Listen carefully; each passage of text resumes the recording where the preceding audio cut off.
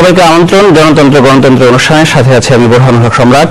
10 বছর ক্ষমতার বাইরে থাকা একদিকে নেতাদের মামলার চাপ, অন্যদিকে নতুন কমিটি গঠনের পর নেতাদের টানাপোড়েন। এর মধ্যে 29 বছরে পা দিতে যাচ্ছে, পা দিল বিএনপি। 1978 সালে প্রতিষ্ঠার এই দিনের পর গত কিছুদিন আগে হয়ে গেল 63তম কাউন্সিল, 6তম কাউন্সিল। সব মিলে বিএনপির 38 বছর, আগামী চ্যালেঞ্জ, এইসব নিয়ে আমরা কথা বলবো। আমাদের সাথে এই মুহূর্তে আমাদের স্টুডিওতে রয়েছেন শামসুজ্জামান দুদু, বিএনপির ভাইস প্রেসিডেন্ট। অসংখ্য ধন্যবাদ আমাদের এই আয়োজনে আসবার জন্য। আমাদের সাথে যুক্ত হবেন ডক্টর জাফরুল্লাহ চৌধুরী, প্রতিষ্ঠিত গণস্বাস্থ্য কেন্দ্রের, এবং আমাদের সাথে যুক্ত হবেন আরো একজন ডক্টর আসিফ নজরুল, অধ্যাপক, ঢাকা বিশ্ববিদ্যালয়। আমরা চলে যাচ্ছি শামসুজ্জামান দুদু আপনার কাছে। যেটি বলছিলাম, 38 বছর শেষে 29-এ পা দিতে যাচ্ছেন, আপনি সেই দলের ভাইস প্রেসিডেন্ট, আমি ভাইস চেয়ারম্যান। জানতে চাই যে 38 বছরে এখন বিএনপির অবস্থাটা কি? পরিপূর্ণ একটি রাজনৈতিক দল, পরিপূর্ণ রাজনৈতিক দল। বাংলাদেশের প্রেক্ষাপটে বাংলাদেশ আওয়ামী লীগ মুসলিম লীগের পরে তার প্রতিষ্ঠা। তো মুসলিম লীগের এখন কার্যক্রম সেভাবে দেখা যায় না। বাংলাদেশের জন্মের পর একাধিক খণ্ডে বিখণ্ড হয়ে গেছে। আর বাংলাদেশ আওয়ামী লীগের পরে স্বাধীনতা পরবর্তী সময় বাংলাদেশ ন্যাশনাল আর্মি পার্টি ভাসানীর নেতৃত্বে একটি, আর অধ্যাপক মুজাফর সাহেবের নেতৃত্বে একটি, মস্কোপন্থী, চীনপন্থী, তার মাঝখানে ছিল বেশ সারা জাগানো একটি রাজনৈতিক দল, জাতীয় সমাজতান্ত্রিক দল জাসদ। তাদের যে লক্ষ্যটা, সেটা বৈজ্ঞানিক সমাজতন্ত্র প্রতিষ্ঠার প্রত্যয়, তারুণ্য নির্ভর, একেবারে উদ্যমী, শেষের দিকে এসে সশস্ত্র পন্থা বেছে নেওয়া। এর মধ্যে 3 বছর 7 মাস, অর্থাৎ 15ই আগস্ট 75, এই ঘটনার মধ্যে উত্তাল ছিল বাংলাদেশ। গণতন্ত্র থেকে সরে গিয়ে একদলীয় কনসেপ্টে চলে যাওয়া, বাকশাল, প্রধান সংসদীয় রাজনীতি থেকে প্রেসিডেন্সিয়াল, রাষ্ট্রপতি শাসিত, অর্থাৎ যে লক্ষ্য নিয়ে বাংলাদেশ হয়েছিল সেই লক্ষ্য থেকে কিছুটা সরে যাওয়া। তারপরেই মর্মান্তিক ঘটনা, 15ই আগস্ট, সপরিবারে বঙ্গবন্ধু নিহত। এরপরে যে পরিবর্তনগুলো আসে তার ধারাবাহিকতায়, অর্থাৎ এখানে একটা লক্ষণীয় যে সব রাজনৈতিক দল, বাংলাদেশ আওয়ামী লীগ, জাসদ, ভাসানী ন্যাপ, জাতীয় লীগ, অর্থাৎ সকল রাজনৈতিক দল বাতিল হয়ে যায় বাকশাল গঠনের প্রেক্ষাপটে। 4টি সংবাদপত্র রেখে সকল সংবাদপত্র বাতিল করা হয়, এরকম মৌলিক অধিকার স্থগিত করা হয়। এটার যে দ্রুত পরিবর্তন, সেটা হচ্ছে 15ই আগস্ট 75-এর পরে, যার প্রেক্ষাপটে নতুন ভাবে শহীদ জিয়া রহমানের নেতৃত্বে উনি রাষ্ট্রপতির দায়িত্ব নেওয়ার পরে গণভোট, তারপরে রাষ্ট্রপতি নির্বাচন। সেই রাষ্ট্রপতি নির্বাচনে আওয়ামী লীগ একটি জোট করে, আর বিএনপি তখন প্রতিষ্ঠিত হয় নাই। 5 দলীয় জোট, জাতীয়তাবাদী ফ্রন্ট, অর্থাৎ ন্যাপ, ভাসানী, মুসলিম লীগ, লেবার পার্টি, এসব মিলে 5টি রাজনৈতিক দল, রাষ্ট্রমন্ডলের একটি হিন্দুদের, নিম্ন শ্রেণীর হিন্দুদের একটি রাজনৈতিক ফ্রন্ট এতে জয়েন করে। এরা প্রেসিডেন্সিয়াল নির্বাচনের মধ্যে দিয়ে পরবর্তী সময়ে বাংলাদেশ জাতীয়তাবাদী দলে ফ্রন্টকে ভেঙে দিয়ে দলে রূপান্তরিত হয়। আজকে যে দিন 1 সেপ্টেম্বর 1978, আনুষ্ঠানিক ঘোষণা আছে রমনার বটমূলে। সেখানে 19 দফা কর্মসূচির কথা বলে বাংলাদেশের গণতন্ত্র প্রতিষ্ঠা এবং এগিয়ে যাওয়া, জনতার গণতন্ত্র, আইনের শাসন, মানুষের মৌলিক অধিকার। আপনার লক্ষণীয়, যেটা আমরা আগে হারালাম সেটা আবার পুনঃপ্রতিষ্ঠিত করা হলো এই রাজনৈতিক দলের ঘোষণা বা তার আগের কর্মসূচির মধ্য দিয়ে। এবং সেই ধারাবাহিক পথ পেরিয়ে, যেমনটা বললেন 10 বছর ক্ষমতার বাইরে, এটা কিন্তু প্রথম না বিএনপির জন্য। সেই জিয়া রহমান শহীদ হওয়ার পরে দীর্ঘ 9টি বছর তারা ক্ষমতার বাইরে ছিল। দেশনেত্রী বেগম খালেদা জিয়া এই সময় আসলেন, দলকে পুনর্গঠন করলেন, হাল ধরলেন এবং দীর্ঘ একটা লড়াই, যেটি লড়াইটা গণতন্ত্র সামরিক শাসনের উচ্ছেদ করে গণতান্ত্রিক শাসনে ফিরে যাওয়া, যেটা 89 গণঅভ্যুত্থান, 90 গণঅভ্যুত্থান এবং 91 সালে একটা নির্বাচনের মধ্য দিয়ে দেশনেত্রী বেগম খালেদা জিয়ার নেতৃত্বে। আমি এখানেই আপনাকে একটু থামাতে চাই। আমাদের সাথে আপনি যে সময় কথা বলছেন সে সময়ের প্রখ্যাত সাংবাদিক আসিফ নজরুল, এখন ঢাকা বিশ্ববিদ্যালয়ের অধ্যাপক উনি। আমি ডক্টর আসিফ নজরুল আপনার কাছে যেতে চাই। যে সময়ের কথা শামসুজ্জামান দুদু বলছিলেন, সেই সামরিক সরকার বিরোধী আন্দোলন এবং গণতান্ত্রিক সরকার ব্যবস্থা ফিরে আসা, সে সময় আপনি বিএনপিকে দেখেছেন আপনার লেখনের মাধ্যমে আমরা জেনেছি। এখন বিএনপির কি অবস্থা? সে সময়ের বেগম খালেদা জিয়া, সে সময়ের বিএনপির নেতৃত্ব, সে সময়ের স্বতঃস্ফূর্ততা, সবশেষে 2016 সালের বিএনপিকে যদি আমি মূল্যায়ন করতে বলি আপনাকে, কি বলবেন আপনি?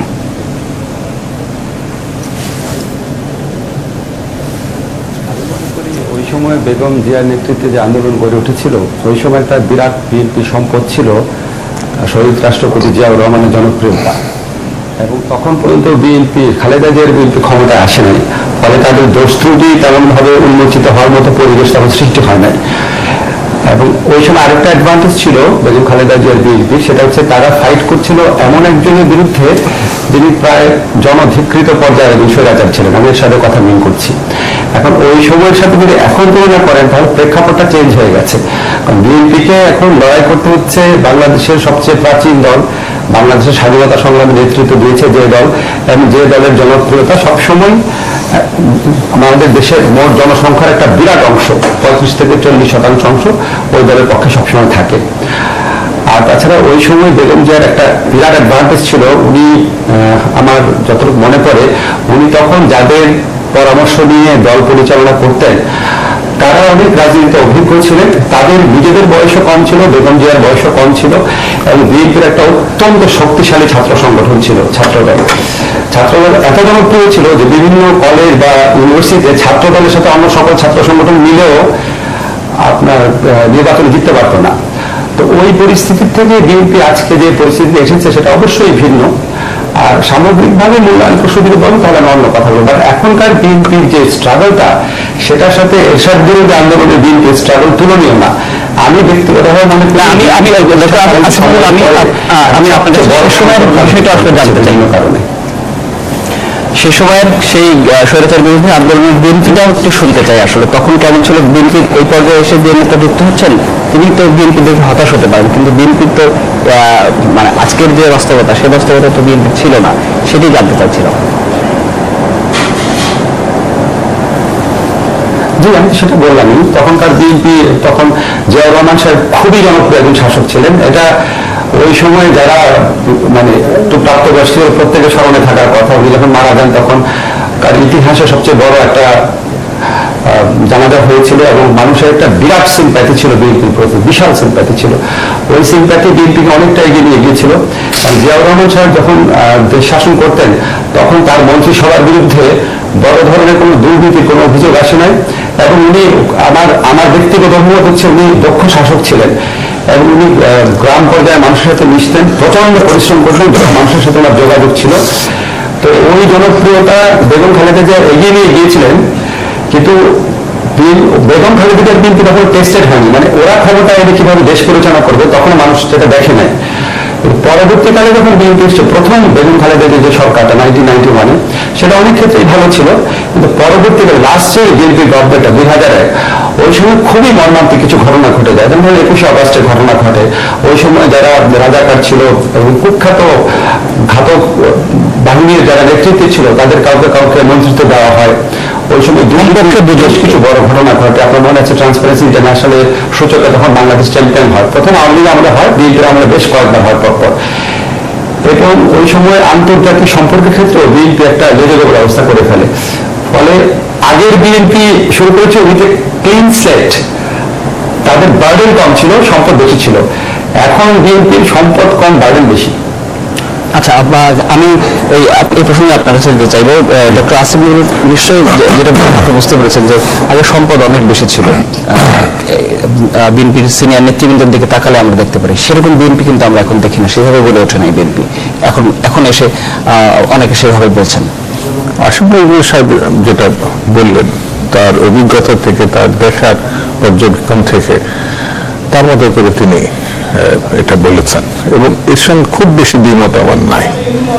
তিনি যেটা বললেন, যেমন তখনকার সামরিক স্বৈরাচারের বিরুদ্ধে আন্দোলন, এখন হচ্ছে একটা ফ্যাসিজমের বিরুদ্ধে আন্দোলন।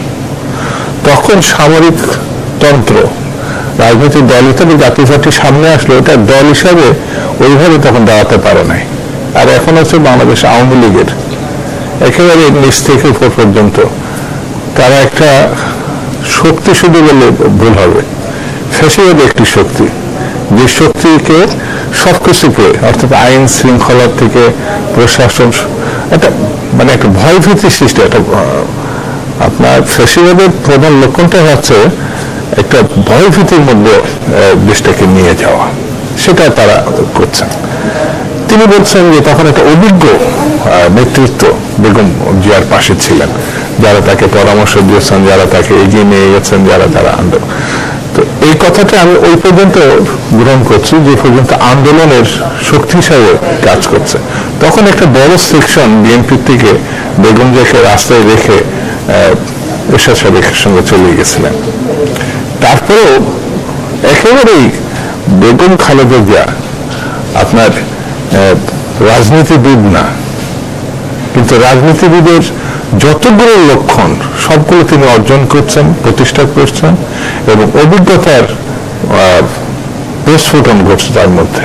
এবং এই 9 বছরের ভিতরে একটি মানুষ ঘর থেকে বেরিয়ে এসে, আপনার ছাত্র রাজনীতিতে আমরা তাকে দেখি নাই, যুব রাজনীতি দেখি নাই, কিন্তু তিনি প্রধান নেত্রী হিসাবে, আপসীন নেত্রী হিসাবে বাংলাদেশকে একটা সামরিক স্বৈরাচারের বিরুদ্ধে, এবং এমনকি আপনি লক্ষ্য করবেন আওয়ামী লীগ 86-এ তার মতো করে তার কথা বলে। এই আলোচনাগুলোতে আমরা আবার যাব, আমাদেরকে একটু বিরতি নিতে হচ্ছে, আমরা ফিরে আসি। দর্শক থাকুন আমাদের সঙ্গে, আমরা আলাপ করছি বিএনপির 38 বছর নিয়ে। আমাদের সাথে যুক্ত আছেন ডক্টর আসিফ নজরুল, শামসুজ্জামান দুদু, এবং আমরা আরো একজন অতিথি নিয়ে ফিরে আসছি। সবাই সাথে থাকবেন।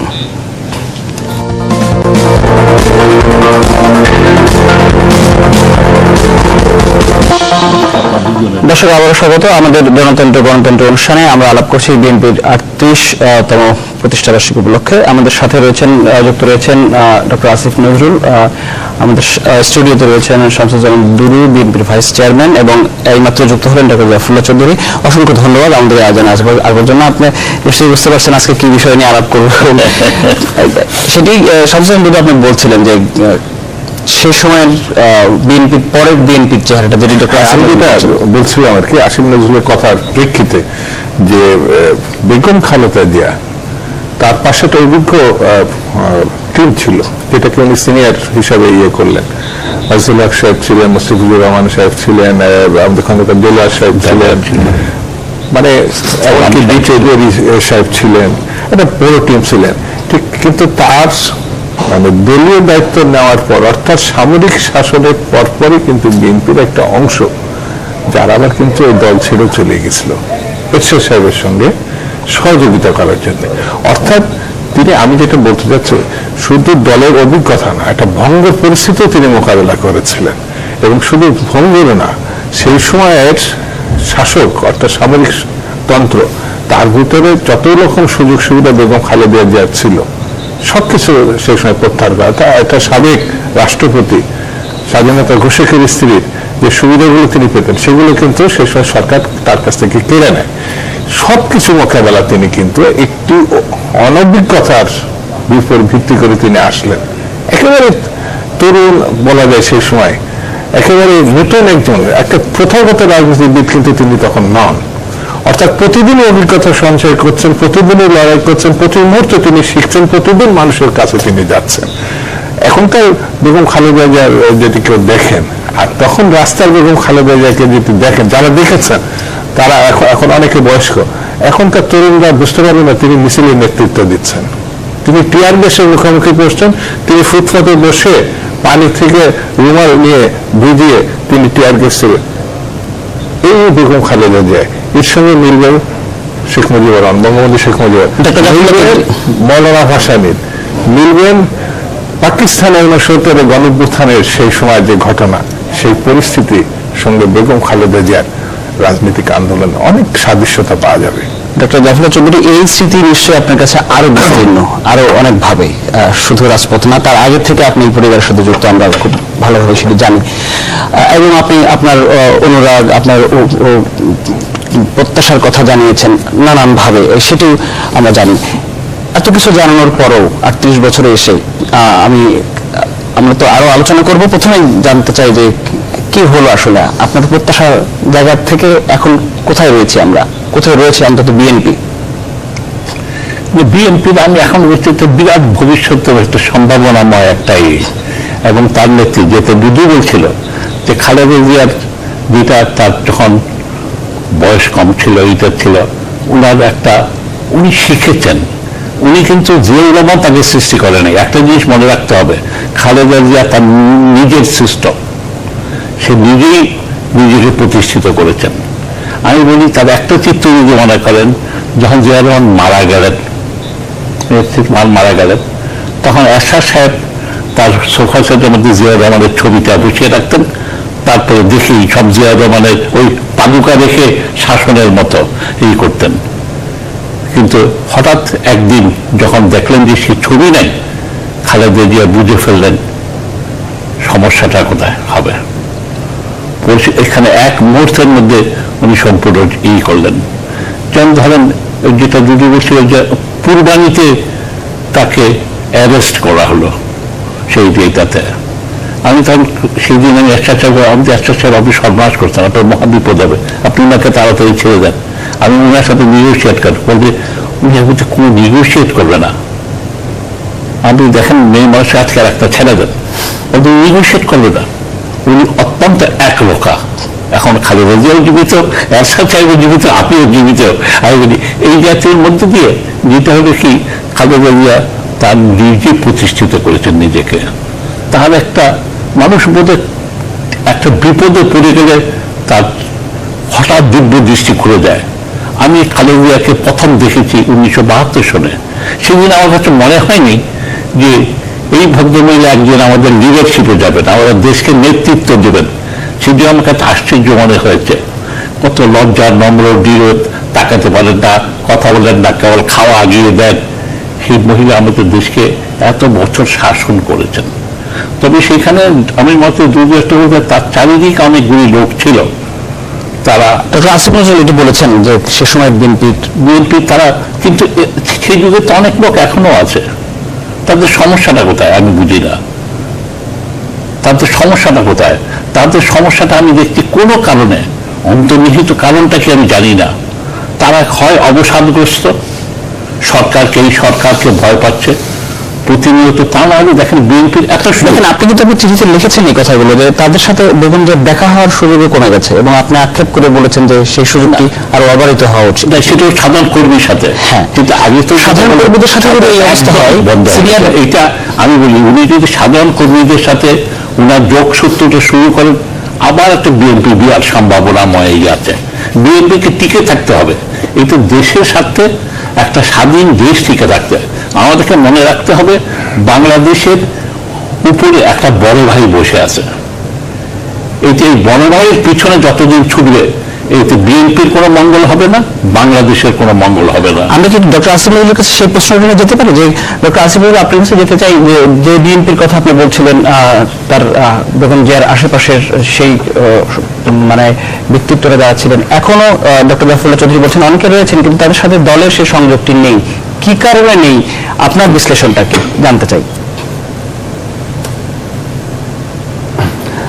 জাফর ভাই বলেছেন যে ওদের অনেকে অবসাদগ্রস্ত হয়ে গেছেন, এটা স্বাভাবিক। আপনি দেখেন জমিরুদ্দিন সরকার সাহেবের বয়স কত এখন, মহম্মদ সাহেবের বয়স কত এখন, আর 20 বছর আগে ওদের বয়স কত ছিল, এটা বুঝতে হবে। আর তখনকার যুগে যে অ্যাক্সেস টু ইনফরমেশন ছিল তরুণ সমাজে, তখনকার যুগে গ্লোবালাইজেশন যেই অবস্থাতে ছিল, তখন সুপার পাওয়ার হিসাবে ইন্ডিয়া তো ইমার্জিং ছিল না, তখন তো ইন্ডিয়ার বিশ্ব রাজনীতিতে এত প্রভাব ছিল না। তখন বিশ্ব রাজনীতির সমীকরণ ভিন্ন ছিল। তো সমস্ত কিছু তো চেঞ্জ হয়েছে এই 20 বছরে, দেশের এবং আন্তর্জাতিক বিভিন্ন পরিস্থিতি চেঞ্জ হয়েছে। আর বিএনপি যারা পরামর্শ ছিলেন তারা মানে অনেকে অতিমাত্রায়, আমি সরি আমার ল্যাঙ্গুয়েজ, অতিমাত্রায় বৃদ্ধ হয়ে গেছেন। তারা আপডেটেড না, তারা এখন আর আপডেটেড না। ওই সময় তারা খুব আপডেটেড ছিলেন, ওই সময় তারা খুবই প্রযুক্ত ছিলেন, ওই সময় তারা খুবই পরিশ্রম করতে পারতেন। ওই জিনিসটাই রাফুল্লাহ হয়তো বলতে চাইছেন, অবসাদগ্রস্ত হয়ে গেছেন। আরেকটা অংশ আছে যেটা আমি খুব স্পষ্টভাবে বলতে চাই, বেগম জিয়া 2 বার, বিশেষ করে শেষবারে প্রধানমন্ত্রিত্ব কালে, আরেকটা অংশ প্রচুর পরিমাণ বিত্ত মালিক হয়েছে, বিত্ত বৈভবে। তাদের এত সম্পদ জমে গেছে যে তারা কোনো রিস্ক নিতে চায় না। এবং আমি অনুষ্ঠানে সরাসরি নাম বলা রীতি বিরুদ্ধ, ভদ্রতা বিরুদ্ধ, আমরা সবাই জানি ছাত্র দল এবং যুব দলে দুদু ভাই আছেন, উনি আমাকে নিশ্চয়ই বেয়ার মি আউট, যুব দল, ছাত্র দল, এমনকি নগর বিএনপির অনেক নেতা ছিলেন যারা বেগম জিয়ার দ্বিতীয় শাসন আমলে প্রচুর বিত্ত বৈভবের মালিক হয়েছেন। তারা ওই বিত্ত হারাতে চান না, ফলে তারা রাস্তায় নামেন না। আমি বারবার এটাই বলতে চাচ্ছি, যখন বেগম জিয়া 1988, 89, 90 সালে রাস্তায় নেমেছেন, তখন তার চারপাশে যারা ছাত্রদল ছিল, যুবদল নেতা ছিল, নগর বিএনপি নেতা ছিল, কারো গায়ে কোনো কালিমা ছিল না। এবং সিনিয়র যারা লিডারশিপ ছিলেন তাদের বয়স এখনকার চেয়ে কম ছিল, ফলে কালেকটিভলি অনেক বেশি বেনিফিটেড হতেন, অনেক বেশি বেনিফিটেড হতেন কালেকটিভ। এবং বেগম জিয়ার কথা শুনতেন, বোঝার চেষ্টা করতেন, উনি সিদ্ধান্ত নিতেন, কিন্তু সবার কথা শুনে একটা সিদ্ধান্ত নিতেন। ওই জায়গায় একটা বিএনপির বিরাট শূন্যতা হয়ে গেছে। এবং আমি কি গত কয়েক বছরে বিএনপির বিভিন্ন পর্যায়ে যে নেতৃত্বকে নিয়ে আসা হয়েছে, সে ছাত্র দলকে ধরেন আমরা যখন স্টুডেন্ট ছিলাম তখন ছাত্র দলের বিকাশ হয়েছে, ফলে আমরা খুব আগ্রহ নিয়ে দেখতাম ছাত্র দলকে। ছাত্র দলে গত 10 বছরে যাদের লিডারশিপে নিয়ে আসা হয়েছে তাদের মধ্যে 80% কোনোভাবেই এই জায়গায় আসার যোগ্য না। আপনি যদি ছাত্র দলের আগে লিডারশিপ গণনা করেন, এরকম বহু জায়গায়, এবং বিএনপি চেয়ারপারসনের যে অফিসটা, এটা একটা চরম আমলাতান্ত্রিক জায়গা পরিণত হয়েছে। এখানে 2-1 লোক আছে যাদের কারণে ত্যাগী নেতা কর্মীরা বেগম জিয়ার সাথে দেখা করার কোনো সুযোগ পান না। আমি এখানে বলতে চাচ্ছি যে 91, 89, 88 যে বিএনপি, এখনকার বিএনপি টোটালি চেঞ্জ হয়ে গেছে। এবং আমি আমার আগের কথাটা আবার রিপিট করি, তখন বিএনপির রিসোর্স বেশি ছিল, বার্ডেন ছিলই না। এখন এত বার্ডেন হয়ে গেছে কিন্তু রিসোর্স কমে গেছে, আর অনুপ্রয়োগ আছে কিন্তু সাংগঠনিক রিসোর্সটা কমে গেছে। তাহলে ডক্টর আসিফুল, আমি আপনার কাছে জানতে চাই যে আজকে বিএনপির যে বাস্তবতা, যেটি আমরা দেখেছি যে বিএনপির মহাসচিব একটি বক্তব্য দিতে যে উনি কেঁদে ফেলেছেন, সেই বক্তব্যটি আমরা শুনবো। এই যে দলের বর্তমান বাস্তবতা, এটিকে যেটি বলা হয় বিএনপির তরফ থেকে যে সরকারের জুলুম অত্যাচার, এটি তো একটা রয়েছে, এটা প্রকাশ্য সবাই দেখছে। এছাড়াও কি সাংগঠনিক একটি বড় দুর্বলতা, যেটি বেগম জিয়াকে কেন্দ্র করে আবর্তিত হতো একটি সময়, গতিটা ছিল, সেটি কি অনেকখানি কমে আসেনি?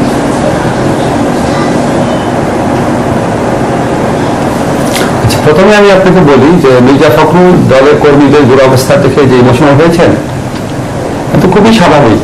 বিএনপির মাঠ পর্যায়ে নেতৃবৃন্দ যেই পরিমাণ জুলুমের শিকার হচ্ছে, গুমের শিকার হচ্ছে, মামলা শিকার হচ্ছে, হামলার শিকার হচ্ছে, এইগুলি তো মহাসচিবের সবচেয়ে বেশি জানার কথা। এটা জেনে উনি যদি আবেগ বিহ্বল হন, সেটা নিয়ে বিভিন্ন পত্রপত্রিকায় যেইভাবে হালকাভাবে ঠাট্টা তামাশা করা যায়, সেটা নির্মম পর্যায়ে চলে গেছে। দেখেন, আমরা তো প্রধানমন্ত্রী শেখ হাসিনাকে অনেকবার আবেগ বিহ্বল হতে দেখি, শুধু পরিবারের বিপর্যয়ের কারণে না, উনি দলের কর্মীদেরকে দেখেও আবেগ বিহ্বল হন।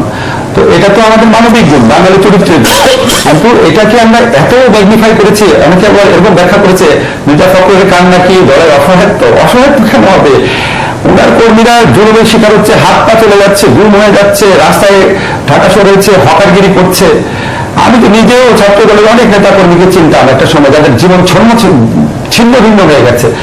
তো ওইটা কান্না প্রসঙ্গ এখানে আসতেই পারে না, এটা বিএনপির রিভলিউশন, সাথে কোনো যোগ নাই। ওনার কান্নাটা একদম মানবিক মূল্যবোধ সম্পন্ন মানুষের কান্না, এটা খুব ওইভাবেই দেখতে হবে।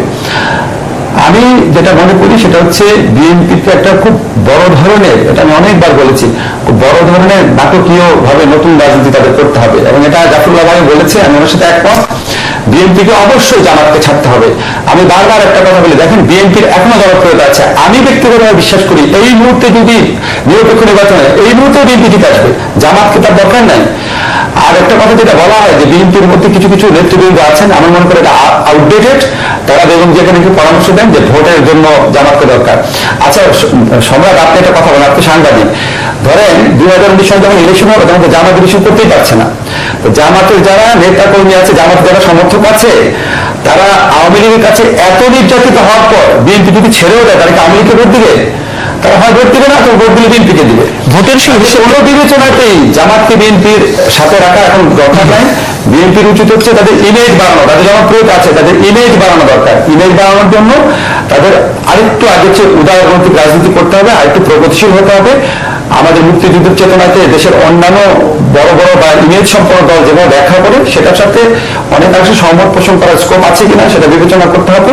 আরো স্পষ্টভাবে বললে কর্নেল অলি, বিন চৌধুরী, ডক্টর কামাল হোসেন, তারপর কাদের সিদ্দিকী, আসম আব্দুল রব, মাহমুদুর রহমান মান্না, এদেরকে নিয়ে একটা আর একটু উদার নৈতিক একটা জোট করা যায় নাকি সেদিকে বিএনপিকে লক্ষ্য চমৎকার। এই ডক্টর জাফর চৌধুরী, আমি আপনার কাছে নিশ্চয়ই আসবো, কারণ এই ধরনের আপনার চিঠিতে কিন্তু ঠিক স্পষ্টভাবে এই নামগুলি ছিল এবং এ ধরনের একটু ঐক্য করার কথা আপনি বলেছিলেন। আপনার মানে অভিপ্রায় থেকে আপনি জানিয়েছেন বেগম জিয়াকে।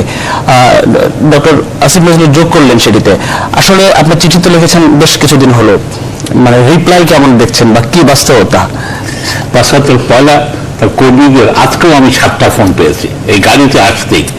কর্মীদের উৎসাহটা আমি দেখছি, সেটা আমি ইভেনকে এতটা প্রত্যাশা করে নেই যেরকম দেখি। তারা এখন বলছে যে কার্যকর কখন হবে, তার কারণে একটা সুন্দর সুন্দর কার্যকর কখন হবে, এই শেক আপ কখন, যেটা আসিফ যেটা বলেছে এখানে শেক আপ দিতে হবে।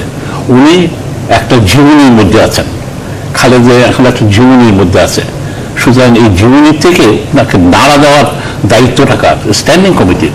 কিভাবে হয়েছে, কে হয়েছে, এটা আমি করে কিছুই কথা নাই। যারাই আছেন তারাও অনেক তো সিনিয়র লোক আছেন, মজুদ আছেন, মোশারফ আছেন, অপেক্ষিত জুনিয়র লোক ফখরুল আলমগীর আছে, তার সুনাম আছে, তাকে দিয়ে বাদ দেওয়া হবে না। মাহবুব আছে, মাহবুব আছে, মুইন খান আছে। মুইন খান তো কোথায় হাওয়াতে আছে নাকি, কোথায় ছাড়া কারোর সাথে সম্পর্ক নাই।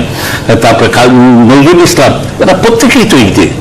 আমি এটা কোনো বুঝতে পারি না তারা কেন তারা 5জন 7জন যে বলতে পারছে না। তো দেখেন, আপনি প্রতি সপ্তাহে একটা মিটিং করতে হবে। দেখেন সরকার ওভার কনফিডেন্ট হওয়ার ফলে প্রতিটি জায়গাতে ভুল করতে শুরু করছে বেশি মাত্রায়। যেমন ধরেন আজকে রামপাল দিয়ে প্রাইম মিনিস্টার হঠাৎ এত উত্তেজিত না হলেই পারতেন, ওনার বুদ্ধিমত্তার কারণে উঠে যেতে অবাক করতেন, but you so over confident. তার মানে তার পাশে যারা আছেন আমলা চাটুকার, তাহলে তার বলছে নেত্রী আপনি একটু ধুয়ে দেন। ডক্টর জাফর চৌধুরী, আমি আপনাকে এখানে একটু বলতে চাই যে আপনি ক্ষমতাসীন সরকারের প্রধানমন্ত্রীর কথা বলছেন, যে তার পাশে যারা আছেন তাদের আমি আসছি, আপনার চিঠিতে কিন্তু আপনি লিখেছেন যে বেগম জিয়া এখনো আমি সেটি বুঝতে একই বাস্তবতার মধ্যে তফাৎ হলো যে হলো কি প্রধানমন্ত্রী উনি ক্ষমতায় আছেন, কিভাবে এসছেন সেটা বিবেচ্য নয়। উনি ক্ষমতায় আছেন, র্যাব আছে, পুলিশ আছে, আছে। সবচেয়ে বড় কথা ওখানকার সাউথ ব্লক সম্পূর্ণভাবে আসিফ একটা কথা ঠিকই বলেছে, ভারতের উত্থান হয়েছে, ভারতের ভয়ানক উত্থান হয়েছে। এত বড় তারা আগে ছিল চায়না, কিন্তু তারা চায়নাকেও বিট করে, আমেরিকা বিট করে ভারত। আজকে আমেরিকাও যে কোনো কারণে হোক চায়নাকে কন্টেইন করতে গিয়ে ভারতকে অতিমাত্রায় দিচ্ছে। কিন্তু ভারত ইজ অলসো ভীষণ ভালনারেবল, আমি যেটা বুঝাতে চাচ্ছি। এই ভালনারেবল যদি খাদ্য যদি গ্রহণ করেন, যেমন ধরেন উনি একটা এখন রামপালের বিরুদ্ধে মুখ খুললেন, ভালো করেছেন, কিন্তু সঙ্গে সঙ্গে প্রধানমন্ত্রী ভুলটা কোথায় করলেন, উনি ওটাকে লাফিয়ে পড়লেন। আমি সম্প্রতি পড়ছিলাম আনন্দ সভা একটা 96 সালে একটা লেখা লিখেছিলেন যে দুই নেত্রীকে 2টা তলোয়ার দিয়ে টিভির সামনে যুদ্ধ করতে লাগিয়ে দেন, যে জিতবে তাকে আমরা মহারানী বলে মেনে নেব। এটা আনন্দ সভার পক্ষ থেকে কিন্তু বলা হয় দুর্নীতির আগে যে অবস্থান সেখানে কিন্তু বেগম জিয়া অনেকখানি পিছিয়ে পড়েছেন। না, সেটা আপনি পিছিয়ে পড়েছে সেটাতে আছে কি একটা স্টেজের আগে পিছিয়ে আছে। শেখ হাসিনার রাজনৈতিক ক্যারিশমা এখন বেড়েছে, এটা কোনো সন্দেহ নেই, কিন্তু আমার সঙ্গে সঙ্গে ভুল হচ্ছে, ওভার কনফিডেন্স। এখন ওভার কনফিডেন্স দেখেন, আমি বলি ওভার কনফিডেন্স হওয়ার ফলে ভুলগুলি কোথায় কোথায় হচ্ছে আমি একটু করে বুঝিয়ে বলি। তারা একটা সাংবাদিক সম্মেলন করলেন, সেখানে উনি এমনও বললেন আপনারা বিদ্যুৎ চান না, কুপির জগতে ফিরে যাবেন। সেখানে এটা এবং কিন্তু সাংবাদিক সম্মেলনে আপনারা একজন সাংবাদিক কোনো ক্রিটিক্যাল প্রশ্ন করলেন না, তার মানে স্টেজ শো হলো, সেখানে উপস্থিত থাকলেন কি সমকালের এডিটর যার অন্য পলিটিক্যাল লিঙ্কেজ। ফলে আমি বলি সেখানে যেখানে ভুলটা করলেন, এরপর এটা হলো একটা ভুল। দ্বিতীয় ভুলটা হলো কি, আমাদের যে ডিস্ট্রিক্ট লেজিসলেচার হবে সেটা কার, সেখানে জনগণের ভোট দেওয়ার অধিকার আবার থাকলো না। ঠিক আমাদের 5 জানুয়ারির মতো জনগণ অনুপস্থিত, জেলা পরিষদ প্রশাসক জেলা পরিষদ সেখানে অনুপস্থিত কে আমাদের যারা বিনা ভোটে নির্বাচিত এমপি সাহেবের ভোট দিয়ে জেলা পরিষদ গঠন করবেন। আজকে তার মানে কি খালেদা জিয়ার সামনে কত বড় একটা অপরচুনিটি করে দিয়েছে, ধরে দেওয়া আবার গণতন্ত্রকে হত্যা করা হলো। এইটা কিন্তু গণতন্ত্র চেয়েছেন শেখ সাহেব, যদিও বাকশালটা করেছিলেন জিয়াউর রহমানও। জিয়াউর রহমানের সংবিধানটা এত বেশি গণতান্ত্রিক, আমার কাছে আশ্চর্য হয় এটা নিয়ে বিএনপি বাড়তে পারে না। এর জন্য অপরাধ হলো একদিকে উনি একটু অবসাদগ্রস্ত আছেন, উনি থিমকে গেছেন, সঙ্গে সঙ্গে তার চেয়ে বেশি দায়ী স্ট্যান্ডিং কমিটির সদস্য। আজকে তারা বলতে হবে নেত্রী, আমরা প্রত্যেক সপ্তাহে মিটিং করব, দেশের জিনিসটাকে অ্যানালিসিস করব, আপনাকে বসতে হবে কর্মীদের সাথে। হাজার হাজার জেল আছে, হামলা মামলা সাথে কিছু রাজনৈতিক কর্মীদের সাহস তাদের অন্যরকম, তারা একটু কথাতেই তারা যাবে। সুতরাং ভবিষ্যৎ নিয়ে বসে আছেন, এখন মুভ করতে হবে ওনাকে। ক্ষমতার বাইরে থাকার পরও এই নেতৃবৃন্দ কেন তাদের যোগ্যতা অনুযায়ী কথা বলেন না, বা আপনি এবং ডক্টর আসিফ নজরুল যে আক্ষেপের কথাগুলো বলছেন সেই আক্ষেপ নিয়ে আমি ফিরবো একটা বিরতির পরে। শামসুজ্জামান দুদু আপনার কাছেই। দর্শক থাকুন, আমরা আলাপ করছি বিএনপির 38তম প্রতিষ্ঠাবার্ষিকী নিয়ে। আমরা ফিরে আসছি একটা বিরতির পরে।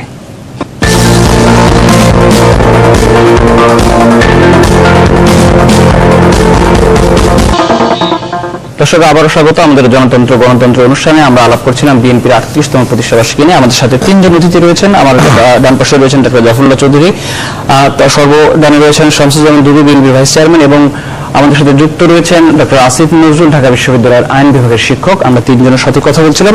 শামসুজ্জামান দুদু, আপনার কাছে ফিরতে চাই। ডক্টর আসিফ নজরুল এবং ডক্টর জাফরুল্লাহ চৌধুরী তারা তাদের নাগরিক হিসেবে আক্ষেপ থেকে, এটি গণতান্ত্রিক শাসন ব্যবস্থায় আক্ষেপ থেকে তারা আপনাদের দল সম্পর্কে প্রত্যাশা জায়গা থেকে বলেছেন, যেগুলো আপনি নিশ্চয়ই শুনছিলেন, এগুলো উত্তর আসলে কি? আপনি তো বিএনপি ভাইস চেয়ারম্যান। না, আমি আসিফ নজরুলকে ধন্যবাদ দিব যে সে গণতন্ত্র ভাবাপন্ন একটা মানুষ, সে বাংলাদেশের অগ্রগতিতে বিশ্বাসী একটা মানুষ, সে আইনের শাসনের পক্ষের একটা মানুষ, সে দেশটা সুন্দরভাবে এগিয়ে যাক, অর্থাৎ শাসকের বাইরে একটি শক্তিশালী বিরোধী দল অথবা শাসকের ব্যর্থতার মধ্য দিয়ে আরেকটি রাজনৈতিক দল ক্ষমতাসীন হবে, সে সম্ভাবনাটার লক্ষ্যটা সে প্রত্যাশা করছে। যে কেউ, কোনো নাগরিক, সৎ নাগরিক অথবা জানাবোঝা নাগরিক যারা, তারা এটা ভাবতেই পারে। আমি তাকে ধন্যবাদ দিব, তার আলোচনাটা বেশ সুন্দর এবং গঠনমূলক। বিএনপির কাছে যে প্রত্যাশাগুলো তিনি করেন, হ্যাঁ এটা ঠিক যে এরশাদ সাহেবের শাসনকালের আর এখনকার বর্তমান শাসনকালে রাজনৈতিক, অর্থনৈতিক, সামাজিক অবস্থা যেরকম ভিন্নতা আছে, সেই সময় থেকে এখনকার পরিস্থিতিতে ঠিক তেমনি নেতৃত্বেরও আপনার যদি চুলছেড়া বিশ্লেষণে যান, তখন দেখবেন হ্যাঁ, যেমন একটা পয়েন্ট ধরেছে যে মানুষের বয়স একটা ফ্যাক্টর।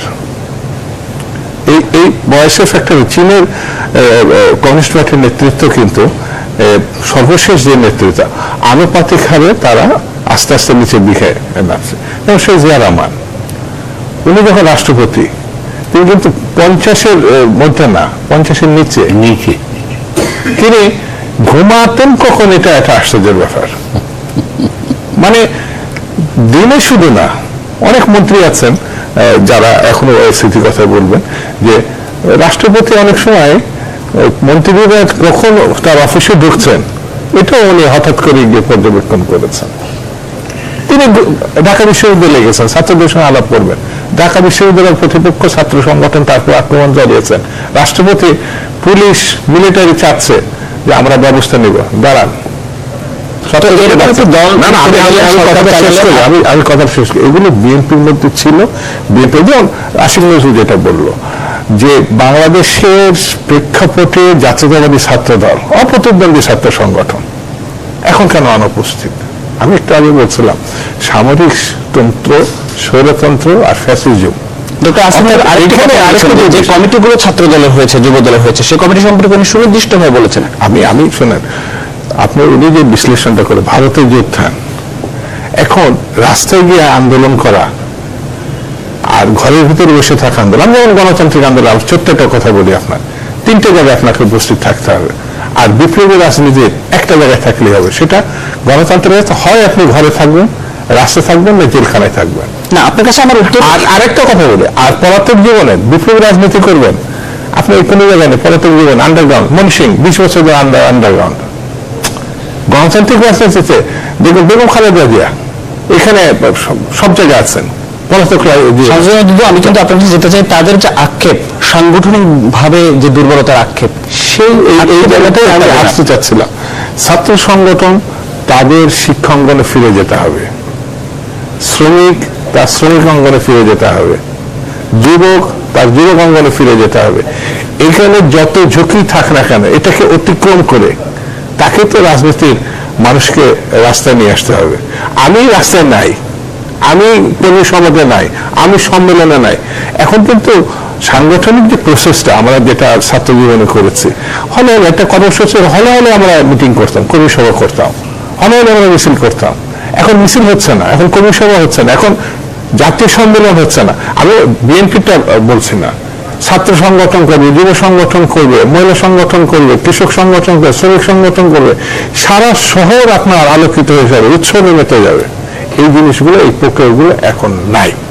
এখন এর থেকে বেরিয়ে আসার মধ্য দিয়ে যদি আমরা যদি শুরু করি, আপনি এখন সুনির্দিষ্ট ভাবে অনেক কিছু বলেছেন আপনার দীর্ঘ চিঠিতে, সেটি আবার আমি একটু মানে তার মুদ্রার কথাটা আসলে জানতে চাই। আমরা অনুষ্ঠানের শেষের দিকে রয়েছে, জানতে চাই যে আপনি যে চিঠি লিখেছিলেন তার থেকে আপনি কি চেয়েছিলেন বেগম জিয়ার কাছে, বা বিএনপির কাছ থেকে কি চেয়েছিলেন? আমি চেয়েছিলাম যে জনগণ যেই আশাটা, যেই বিএনপির দিকে তাকিয়ে আছে, সে তার দায়িত্ব পালন করবে। কেননা গণতন্ত্রের জন্য একটা বিরোধী দল সরকার দুটারই অত্যন্ত ইম্পর্টেন্ট, এবং বিএনপির একটা বিরাট অ্যাডভান্টেজ হলো যেটা একটা বিরাট জনগণের মধ্যে তার একটা ভয়ানকভাবে তার গ্রহণযোগ্যতা আছে। তার একটা মূল কারণ হলো জিয়াউর রহমান প্রথম থেকে, এবং খালেদা জিয়া নিজেও, যে বাংলাদেশের সমস্যার কারণ কি কি এটা ভালোভাবে উপলব্ধি করেছিলেন। বাংলাদেশের অগ্রগতির পথের প্রতিবন্ধক হলো ভারত, এটা যেটা বলেছিলেন মৌলানা ভাসানী। সাহায্য নিয়েছেন, সেখানেই করেছেন, বলেছেন দাউনপঞ্জির জিনজির ভেঙেছি, আজকে দিল্লির অনুগত হওয়ার জন্য নয়, যেখানে এমনকি শেখ সাহেব এটা উপলব্ধি করতেন। সেই জন্য উনি রকে, যদিও রক্ষী বাহিনী উনি আসার আগেই ঢুকে গেছিল দেশে, কিন্তু উনি পরবর্তীতে তাদেরকে দাম দেননি। কিন্তু আজকে এই জন্য অত্যাচারের মাত্রাটা, রক্ষী পৃথিবীর মধ্যে একটা একটা অনবদ্য ভূমিকা আছে। তারা যেভাবে চারু মজুমদারকে হত্যা করেছে, যেভাবে চারু মজুমদার অত্যাচার চালিয়েছে, এবং সেই প্রক্রিয়াটা এই দেশে চালু করেছে, তা হলো যতই অত্যাচার হবে পরিবর্তনটাও কিন্তু তত দ্রুত হবে। আজকে ইনারা যত কথাই বলুক, আমি বিষয় করতে রাজি না, ওইখানে দুটা ভুলের কারণে আজকে ছাত্ররা রাস্তায় নামছে না। আজকে পরিষ্কার করে একবার খালেদা জিয়া দেখা করে বলছে না, তোমরা যে ছাত্র সংসদের নির্বাচন আদায় করে নাও, তুমি তোমার কাজটাই করো। আজকে উনি বলছেন না যে সবাই তার নেত্রীকে দেখতে চায়। আজকে তারা, তুমি জেলে আছো, তোমার পরিবারের খোঁজ নিচ্ছে আমি, সেটা খোঁজ হয়তো নেন, কিন্তু সেটাকে পরিষ্কার সামনে আসতে হবে। সেই আক্ষেপ কিন্তু গ্রামে গঞ্জে আমরা প্রচুর শুনি। আজকে সেই জন্য আমি বলি, ওনারা আমার চিঠি, যেটা আমি আমার তৃণমূলের অভিজ্ঞতা থেকে, ওটা হাজার হাজার লোকের সাথে আমার আলাপের পরে লেখা এই চিঠি, তারা উনি কালকেই দেখা করুক 10টা থেকে 2টা পর্যন্ত, কেবল তৃণমূলের কর্মীদের দেখেন জোয়ার কিভাবে আসে। একটি প্রশ্ন আপনাকে করতে চাই যে এমন একটি অবস্থার মধ্যে বিএনপির যে কমিটি হলো, আপনি চিঠিতেও রয়েছে যে মাত্র 4 থেকে 5 জনের সাথে কথা বলে এমনটি লিখেছেন আপনি, এমন এক বিশাল একটি কমিটি করা হয়েছে, যে কমিটি নিয়ে ঘোরের অন্ত নেই। আমি পরিষ্কারভাবে বলেছি, উনি দীর্ঘদিন গঠনতন্ত্র তার বলে দেখা এই ওভার কনফিডেন্স হওয়াতে উনি ধরে নিয়েছেন আমি তো এই পার্টির জন্য করছি, নিশ্চয়ই ভালো কাজ করছি, এবং তাকে ভুলটা করিয়েছেন। আমি যেটা লিখেছি, ওনার সিনিয়র নেতারা এবং অন্যান্য সহজে আপনাকে দায়িত্ব দিয়ে দিলাম, এইটা দায়িত্ব দিয়ে দেওয়া মানে হলো নিজেদের দায়িত্ব এড়ানো। আজকে দুদিন বলেছেন আগে, তখনকার প্রথম দিকে যারা ছিলেন এটা কোনোদিনই এটা করাতে পারতেন না খালেদা জিয়া, যদিও উনি এত বড় বিশেষকে দায়িত্ব দিয়ে দেওয়া দিতেছেন না। যারা সালামকে, দেশের সালামকে, তারা বলছেন যে ওনারা কখনোই বলতো না অমুককে দিলে ভালো হবে, অমুক ওনারা সে স্টিক করেছেন ওনার কাছে। যদিও ওনাকে তখনকার দিনে খালেদা জিয়ার ক্ষমতা কম ছিল না, বরঞ্চ বেশিই ছিল। এই জিনিসগুলিতে আমি মনে করছি ওনার ভুল হলো, ওনার ওভার কনফিডেন্স এবং একটা কিছুটা হতাশা আসছে। হলো কি তার বাচ্চা, তার ছেলেটা কোকো মারা গেছে, আজকে তারেক বাইরে বসে আছে, তারপরে জেল দিয়ে দিয়েছে, ওনার জেল আছে। অপরদিকে ওনার যারা আছেন স্ট্যান্ডিং কমিটি, আমি মনে করি সত্যি অথর্ব পর্যায়ে চলে গেছে। ওনারা এত জ্ঞানী গুণী লোক, মোশাররফ, মওদুদ, মাহবুব, ফখরুল আলমগীর, নজরুল ইসলাম, এরা যদি এম কে আনোয়ার তো অসুস্থ, তাহলেও আমার এম কে আনোয়ারের কাছে আমার প্রত্যাশা পদত্যাগ করা। আমি বৃহত্তর স্বার্থে পোস্টটা ছেড়ে দিচ্ছি। আজকে যেখানে আসা উচিত সেই পদ পূরণের লক্ষ্যে বিএনপি রয়েছে, অনেক রয়েছে, অনেক রয়েছে। যেমন ধরেন আজকে হাফিজ, সবচেয়ে ছোট কথা আমি বলি, এই অবস্থায় যেহেতু আজকে জামাতের প্রশ্ন ইত্যাদি আসছে, হাফিজকে স্ট্যান্ডিং কমিটিতে নিয়ে আসা অনেক বেশি। আব্দুল্লাহ নোমানকে স্থায়ী কমিটিতে আসার কথা আছে, মানে সেইরকম আরো আছে, ওনার লোকের অভাব নেই অপেক্ষাকৃত। আসিফ বলছে ইয়াঙ্গার লোক থাকলে সুবিধা, কিন্তু আবার বয়স্ক আমাদের চুল পাকারও একটা সুবিধা আছে। চিঠিতে ডক্টর আসিফ নজরুল সহ বেশ কিছু ব্যক্তিকে যুক্ত হওয়ার জন্য বলেছেন এবং তাদের মাধ্যমে এটা সরকারের এদের দায়িত্ব, যেমন আসিফ নজরুলের দায়িত্ব। আজকে যদি খালেদা জিয়া বলেন যে আমার গঠনতন্ত্রটা দেখে দেন আপনারা, আসিফ নজরুল কি না করতে পারবে? আমি কিন্তু কোনো পরামর্শ করি নেই। আজকে যদি হাসিনা যদি আমাকে আমাকে আজকে বলেন, আমি উল্টাটাই বলি, আমার তো একটা পরিচিতি হয়ে গেছে যে আমি যদি একমাত্র বিএনপি ছাড়া আর কাউকে ভালোই রাখি না।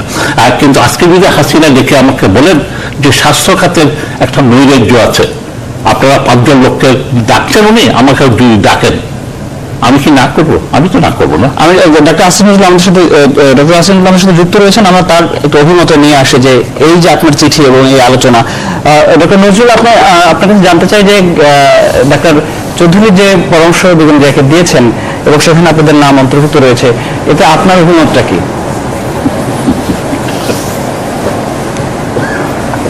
আমার অভিমত হচ্ছে, আমরা যারা পত্রপত্রিকায় লিখি, টক শোতে কথা বলি, অপিনিয়ন জানাই, আমরা কিন্তু সকল রাজনৈতিক দলের পরামর্শগুলো ভূমিকা পালন করি। হয়তো আমাদের পরামর্শ অত উঁচু মানেন না, হয়তো অত জ্ঞান গর্ভ না, কিন্তু সবসময় আমরা পরামর্শই দিই।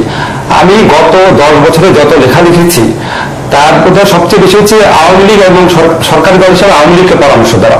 পরামর্শ তো আমরা সবসময় দিই। তো এই জাফরুল্লাহ ভাই এটাকে ফর্মালাইজ করার একটা প্রস্তাব দিয়েছেন। এটাতে আপনারা অনেকে রিয়েক্ট করেছে, আমি এত উত্তেজিত হওয়ার কোনো কারণ দেখি না। দেখেন, যখন আওয়ামী লীগের সংবিধান সংশোধন বিষয়ক কমিটি আমাকে ডেকেছে, আমি সেখানে যাই নাই। আমি তো সংসদ ভবনে গিয়ে সুরঞ্জিত দত্ত, তোফায়েল আহমেদ, সাজেদা চৌধুরীর সাথে কনসাল্ট করেছি, অত্যন্ত গৌরবান্বিত বোধ করেছি। বাংলাদেশে জামাতে ইসলাম ছাড়া যে কোনো দল যদি আমার কাছে আমার বিষয় সম্পর্কে পরামর্শ চান, পরামর্শ দিব, ভালোর জন্য। আজকে যদি বাংলাদেশে বর্তমানে শাসক দল আছে, তারা যদি, আমি আন্তর্জাতিক নদী আয়োগে পিএইচডি করেছি, তারা যদি আমাকে বলে বিনা পরিশ্রমে, বছরের পর বছর পরিশ্রম করে, বিনা বেতনে যে বাংলাদেশের সাথে ভারতের নদী উন্নয়ন বিষয়ে আন্তর্জাতিক আইন কি এবং এখানে স্ট্র্যাটেজি কি হওয়া উচিত, করে দিব, কেন করবো না? কিন্তু জাফরুল্লাহ ভাই যেটা বলেছে যে ফর্মালি কোঅপ করা, এটা আর আমি বিরোধী। ফর্মালি কোনো দলের সাথে আমরা কোঅপশন হবো না, কিন্তু দেশের স্বার্থে। আজকে যদি মাহমুদুর রহমান মান্না যখন আমাকে ডেকেছিলাম, যাই নাই। আজকে কামাল সাহেব যখন কোনো ব্যাপারে রাখে আমি যাই না, ওনার গ্রেফতার বাড়ি দেখেছি না। তো এটা তো উনি ওই সেন্সেই বলেছে যে দেশের ভালোর জন্য আমরা বিশ্বাস করি বাংলাদেশে একটা শক্তিশালী বিরোধী দল থাকা দরকার। যদি ভারসাম্যমূলক রাজনীতি করতে দেখেন, যখন 1996-এ আওয়ামী লীগ ক্ষমতা এসেছিল, তখন বিএনপি অত্যন্ত শক্তিশালী বিরোধী দল ছিল, ফলে আওয়ামী লীগ সেরকম অত্যাচার করতে পারে নাই। আবার পরে যখন বিএনপি ক্ষমতা এসেছে, আওয়ামী লীগ দুর্বল ছিল, তখন বিএনপি ইচ্ছা মতো অত্যাচার করেছে। কিন্তু যখন আওয়ামী লীগ বিরোধী দল হিসেবে শক্তিশালী ছিল, বিএনপি অত্যাচার করতে পারে নাই। বাংলাদেশের মতো অনুন্নত গণতান্ত্রিক রাষ্ট্রে যারা দেশকে ভালোবাসে, যাদের মধ্যে মিনিমাম দায়িত্ববোধ আছে, প্রত্যেকটা মানুষের এটা কাম্য হওয়া উচিত যে এখানে যেন 2টা শক্তিশালী দল থাকে, বিরোধী দল যেন যথেষ্ট শক্তিশালী থাকে। বিকজ আমাদের দলগুলোর প্রবণতা হচ্ছে, যদি বিরোধী দল শক্তিশালী না থাকে তাহলে তারা ফ্যাসিস্ট হয়ে যায়। এই তাড়নার থেকে দেশের স্বার্থে, গণতন্ত্রের স্বার্থে আমরা চাই বেশি শক্তিশালী বিরোধী দল থাকুক। আওয়ামী লীগ যদি ভবিষ্যতে কখনো বিরোধী দলে চায়, অবশ্যই চাবো আওয়ামী লীগ যেন শক্তিশালী বিরোধী দল থাকে। তো এই দেশের স্বার্থে আমরা যে কোনো আমার বিষয় সংক্রান্ত ব্যাপারে যে কোনো দলকে অনেক অনেক অনেক অনেক ধন্যবাদ অনেক ধন্যবাদ প্রস্তুত রয়েছি। অনেক ধন্যবাদ আমাদের সাথে যুক্ত হওয়ার জন্য। আমরা অনুষ্ঠানে একেবারে শেষ প্রান্তে, আমি শামসুজ্জামান দুদু আপনার কাছে যেতে চাই। একেবারে শেষ 38 বছর পরে 39-40 তখনকার বিএনপির কি স্বপ্ন দেখেন আপনি? বিএনপি শুরুতে যে স্বপ্ন দেখেছে ঠিক শেষে এসে সেই স্বপ্নটাকে আরো আত্মস্থতা করতে হবে। সেটা হচ্ছে গণতন্ত্র পুনঃপ্রতিষ্ঠা করতে হবে, মানুষের অধিকারকে ফিরিয়ে আনতে হবে, মৌলিক অধিকার ফিরিয়ে আনতে হবে, আইনের শাসন ফিরিয়ে আনতে হবে, জনজীবনে আতঙ্ক কাটাতে হবে, মানুষের কর্মসংস্থান করতে হবে, শিক্ষা অঙ্গনে স্থিতিশীলতা আনতে হবে, সবার অংশগ্রহণমূলক একটি দেশ। তার জন্য কি আপনি দল প্রস্তুত? অবশ্যই প্রস্তুত, এবং সেই দিকেই অর্থাৎ আগে যে আমি বারবার বলছি সামরিক স্বৈরতন্ত্রের বিরুদ্ধে আমরা আন্দোলন করছি, এখন ফ্যাসিজমের বিরুদ্ধে। হ্যাঁ, এখানে আমাদের জাফরুল্লাহ ভাই বললেন, আমাদের আসিফ নজরুল সাহেব বললেন যে গ্লোবাল শুধু না, হোল ওয়ার্ল্ডের একটা পরিবর্তন আছে, সেই পরিবর্তনকে ধরেই আমাদেরকে সামনের দিকে এগোতে হবে। দেশ এবং বিশ্ব এটা মাথায় রেখে, মানুষকে মাথায় রেখে আমরা যদি কল্যাণমুখী একটি রাষ্ট্র গঠন করতে চাই, সেটা অবশ্যই সম্ভব। ডক্টর চৌধুরী, আমরা আপনাকে দিয়ে শেষ করবো। আপনার কাছে জানতে চাই যে যেমনটি বলছিলেন শামসুজ্জামান দুদু যে এমনটি করতে চান, কিন্তু তেমন সাংগঠনিক ভিত্তি তাদের রয়েছে কিনা সেটা নিয়ে এখন প্রশ্ন রয়েছে। আমার মতে যেটা 1978 সালে যেই স্বপ্ন নিয়ে জিয়াউর রহমান এই দলটা সৃষ্টি করেছিলেন, কিন্তু উনি একটা করেন নাই। ও রাত্রে 12টার সময় হঠাৎ দিকে পাঠাতেন, আমি সাভারে থাকি, বলতে কি জাফরুল্লাহ ব্যস্ত আছেন নাকি, আসেন না চা খেতে আসেন, রাত্রি 12টার সময় চা খেতে আসেন। সেখান থেকে সাভার থেকে আসছি, ওর 3টা বাজিয়ে দিয়েছে, তারপর আরেকজনকে ডাকতেন। ওনার একটা যে ইয়ত ওনার পক্ষে ছিল, এটা সত্যি কথাই, একটা তরুণের ইয়ে ছিল। আজকে কিন্তু তরুণের তারুণ্য না থাকতে পারে, কিন্তু বুদ্ধিমত্তার যুগ হয়েছে, আমাদের অনেক অভিজ্ঞতার যুগ হয়েছে। যেই দায়িত্ব নিয়ে পড়ার কথা ছিল বিএনপিকে সে দায়িত্ব পালন করতে হবে। হয় তারা সরকার গঠন করবে, না হলে যেটা আসিফ যেটা বলেছে শক্তিশালী বিরোধী দল হবে। এটা সবই সম্ভব। এত তাদের উপর দিয়ে এত অত্যাচারের পরও, এত গুপ্ত হত্যা, ক্রস ফায়ার, সবকিছুর পরও সম্ভব যদি উনি আমার 3টা বিষয়ে করেন। একটা, উনি কর্মীদের সাথে সাক্ষাৎ করবেন প্রতিদিন। উনি ওনার 3টে, যেখানে আজকে জনতার শেষের দিকে একদম জনতার সমর্থন তৈরি করতে কি পাবে জনগণ, আজকে উনি কি দেবেন। এবং গণতন্ত্র দিতে হলে বাংলাদেশকে আজকে হয় 10টা প্রদেশে করবেন বা 17টা 18টা স্টেট দিতে শেখ মুজিবের লক্ষ্য ছিল। এটা করে কেন্দ্রিকতা কমিয়ে দিয়ে আমলাতন্ত্রতা বন্ধ করলে ওনার জন্য উজ্জ্বল ভবিষ্যৎ অপেক্ষা করছে। অনেক অনেক ধন্যবাদ আপনাদেরকে। দর্শক, এতক্ষণ সাথে থাকার জন্য আপনাদের ধন্যবাদ জানিয়ে বিদায় নিচ্ছি। সবাই ভালো থাকবেন।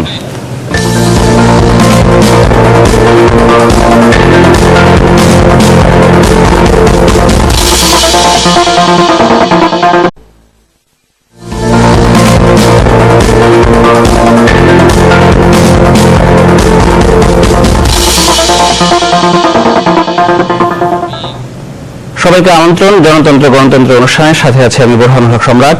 10 বছর ক্ষমতার বাইরে থাকা, একদিকে নেতাদের মামলার চাপ, অন্যদিকে নতুন কমিটি গঠনের পর নেতাদের টানাপোড়েন, এর মধ্যে 29 বছরে পা দিতে যাচ্ছে, পা দিল বিএনপি। 1978 সালে প্রতিষ্ঠার এই দিনের পর গত কিছুদিন আগে হয়ে গেল 63তম কাউন্সিল, 6ষ্ঠতম কাউন্সিল। সব মিলে বিএনপির 38 বছর, আগামী চ্যালেঞ্জ, এইসব নিয়ে আমরা কথা বলবো। আমাদের সাথে এই মুহূর্তে আমাদের স্টুডিওতে রয়েছেন শামসুজ্জামান দুদু, বিএনপির ভাইস প্রেসিডেন্ট। অসংখ্য ধন্যবাদ আমাদের এই আয়োজনে আসবার জন্য।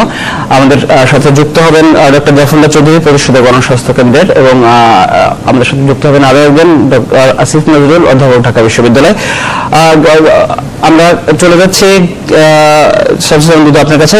যেটি বলছিলাম, 38 বছর শেষে 29-এ পা দিতে যাচ্ছেন, আপনি সেই দলের ভাইস প্রেসিডেন্ট, আমি ভাইস চেয়ারম্যান। জানতে চাই যে 38 বছরে এখন বিএনপির অবস্থাটা কি?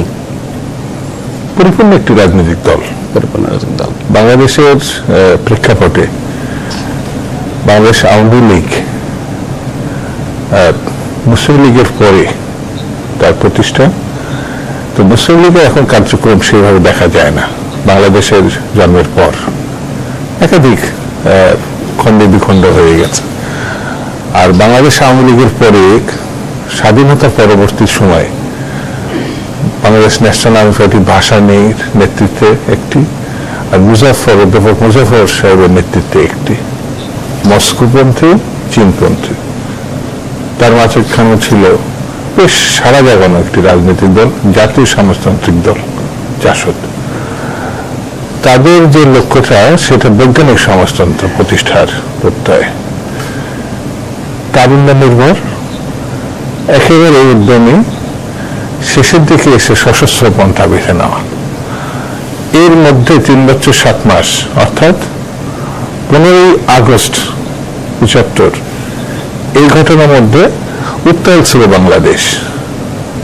গণতন্ত্র থেকে সরে গিয়ে একদলীয় কনসেপ্টে চলে যাওয়া বাকশাল, প্রধান সংসদীয় রাজনীতি থেকে প্রেসিডেন্সিয়াল রাষ্ট্রপতি শাসিত, অর্থাৎ যে লক্ষ্য নিয়ে বাংলাদেশ হয়েছিল সেই লক্ষ্য থেকে কিছুটা সরে যাওয়া।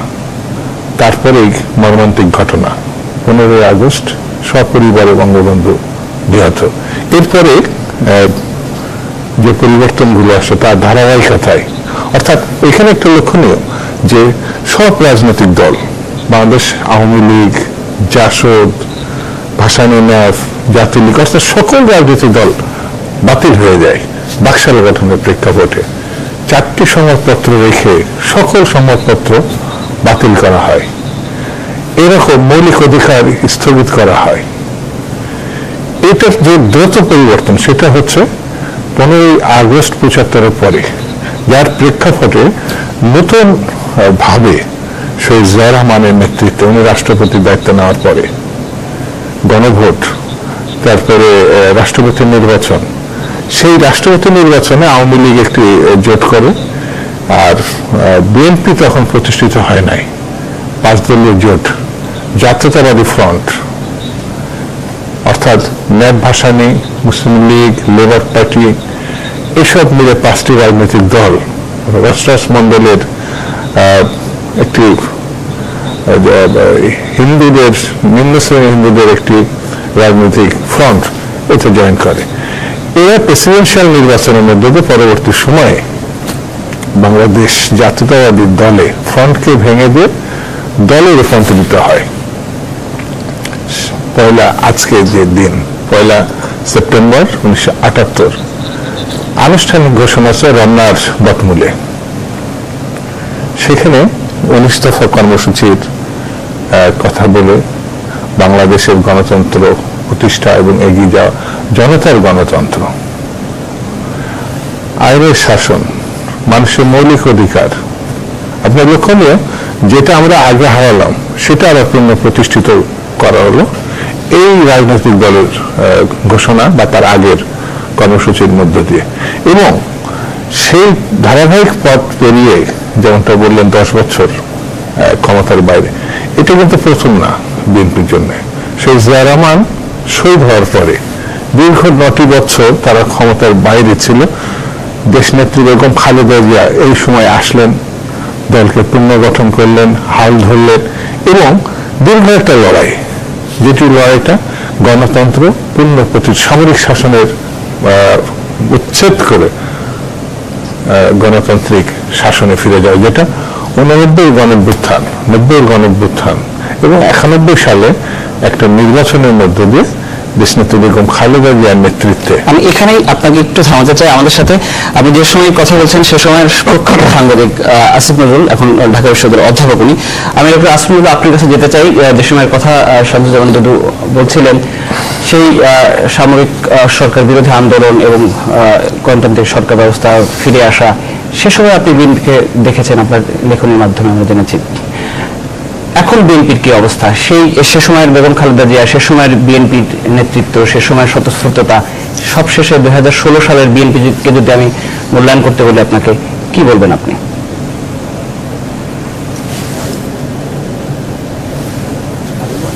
ওই সময় বেগম জিয়ার নেতৃত্বে যে আন্দোলন গড়ে উঠেছিল, ওই সময় তার বিরাট বিএনপি সম্পদ ছিল শহীদ রাষ্ট্রপতি জিয়াউর রহমানের জনপ্রিয়তা। এবং তখন পর্যন্ত বিএনপি, খালেদা জিয়ার বিএনপি ক্ষমতায় আসে নাই, ফলে তাদের দোষ ত্রুটি তেমনভাবে উন্মোচিত হওয়ার মতো পরিবেশ তখন সৃষ্টি হয় নাই।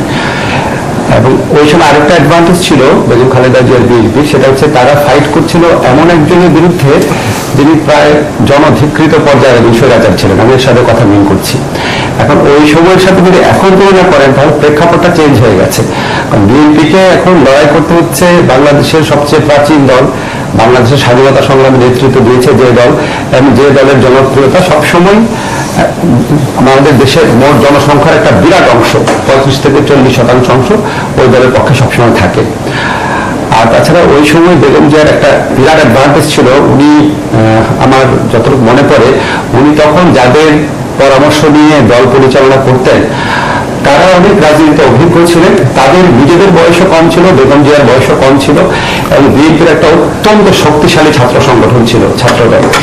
ছাত্রদল এত জনপ্রিয় ছিল যে বিভিন্ন কলেজ বা ইউনিভার্সিটিতে ছাত্রদলের সাথে অন্য সকল ছাত্র সংগঠন মিলেও আপনার নির্বাচনে জিততে পারতো না।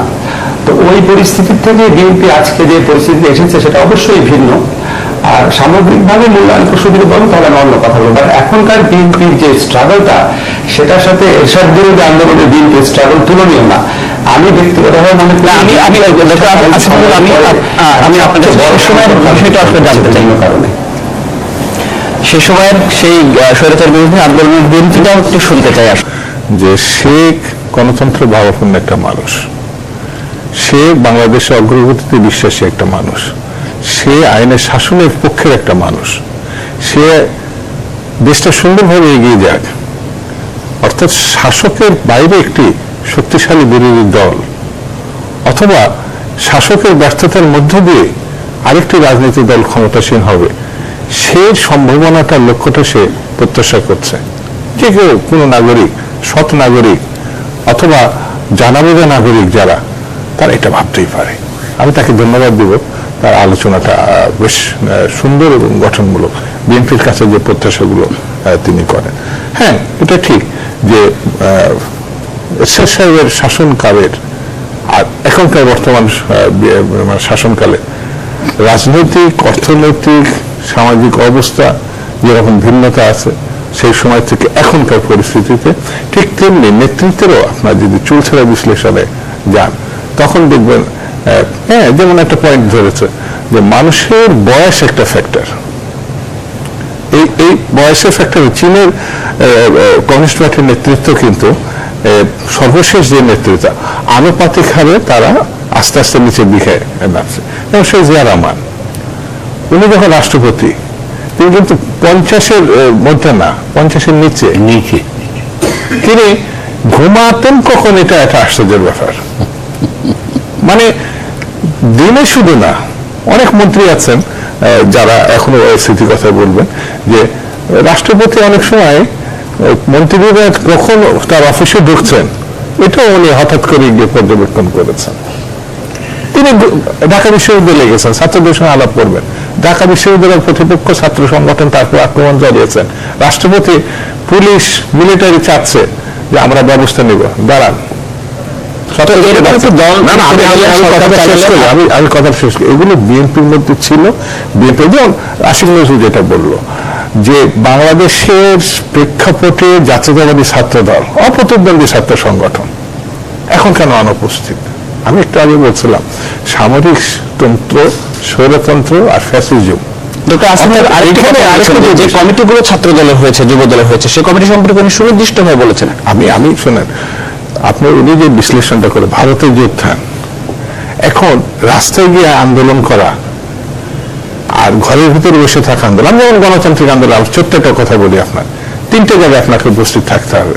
আর বিপ্লবী রাজনীতির একটা জায়গায় থাকলেই হবে, সেটা গণতন্ত্রের হয় আপনি ঘরে থাকবেন, রাস্তায় থাকবেন, না জেলখানায় থাকবেন। না, আপনার কাছে আমার উত্তর। আর আরেকটা কথা বলি, আর পলাতক জীবনে বিপ্লবী রাজনীতি করবেন আপনি কোনো জায়গায় নেই, পলাতক জীবন আন্ডারগ্রাউন্ড, মনসিং 20 বছর ধরে আন্ডারগ্রাউন্ড।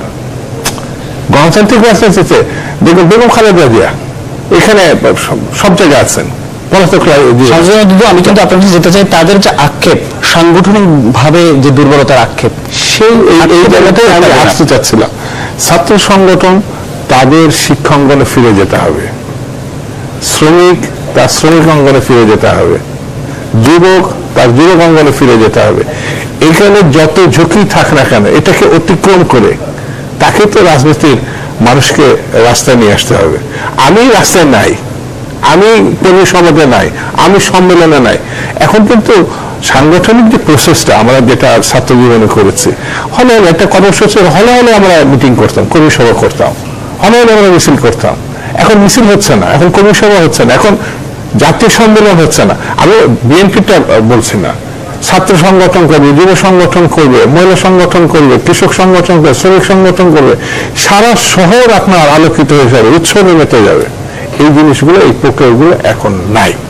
এখন এর থেকে বেরিয়ে আসার মধ্য দিয়ে যদি আমরা যদি শুরু করি, চৌধুরী আপনি এখন সুনির্দিষ্টভাবে অনেক কিছু বলেছেন আপনার দীর্ঘ চিঠিতে, সেটি আবার আমি একটু মানে তার মুদ্রার কথাটা আসলে জানতে চাই। আমরা অনুষ্ঠানের শেষের দিকে রয়েছে, জানতে চাই যে আপনি যে চিঠি লিখেছিলেন তার থেকে আপনি কি চেয়েছিলেন বেগম জিয়ার কাছে বা বিএনপির কাছ থেকে কি চেয়েছিলেন? আমি চেয়েছিলাম যে জনগণ যে আশাটা, যে বিএনপির দিকে তাকিয়ে আছে, সে তার দায়িত্ব পালন করবে।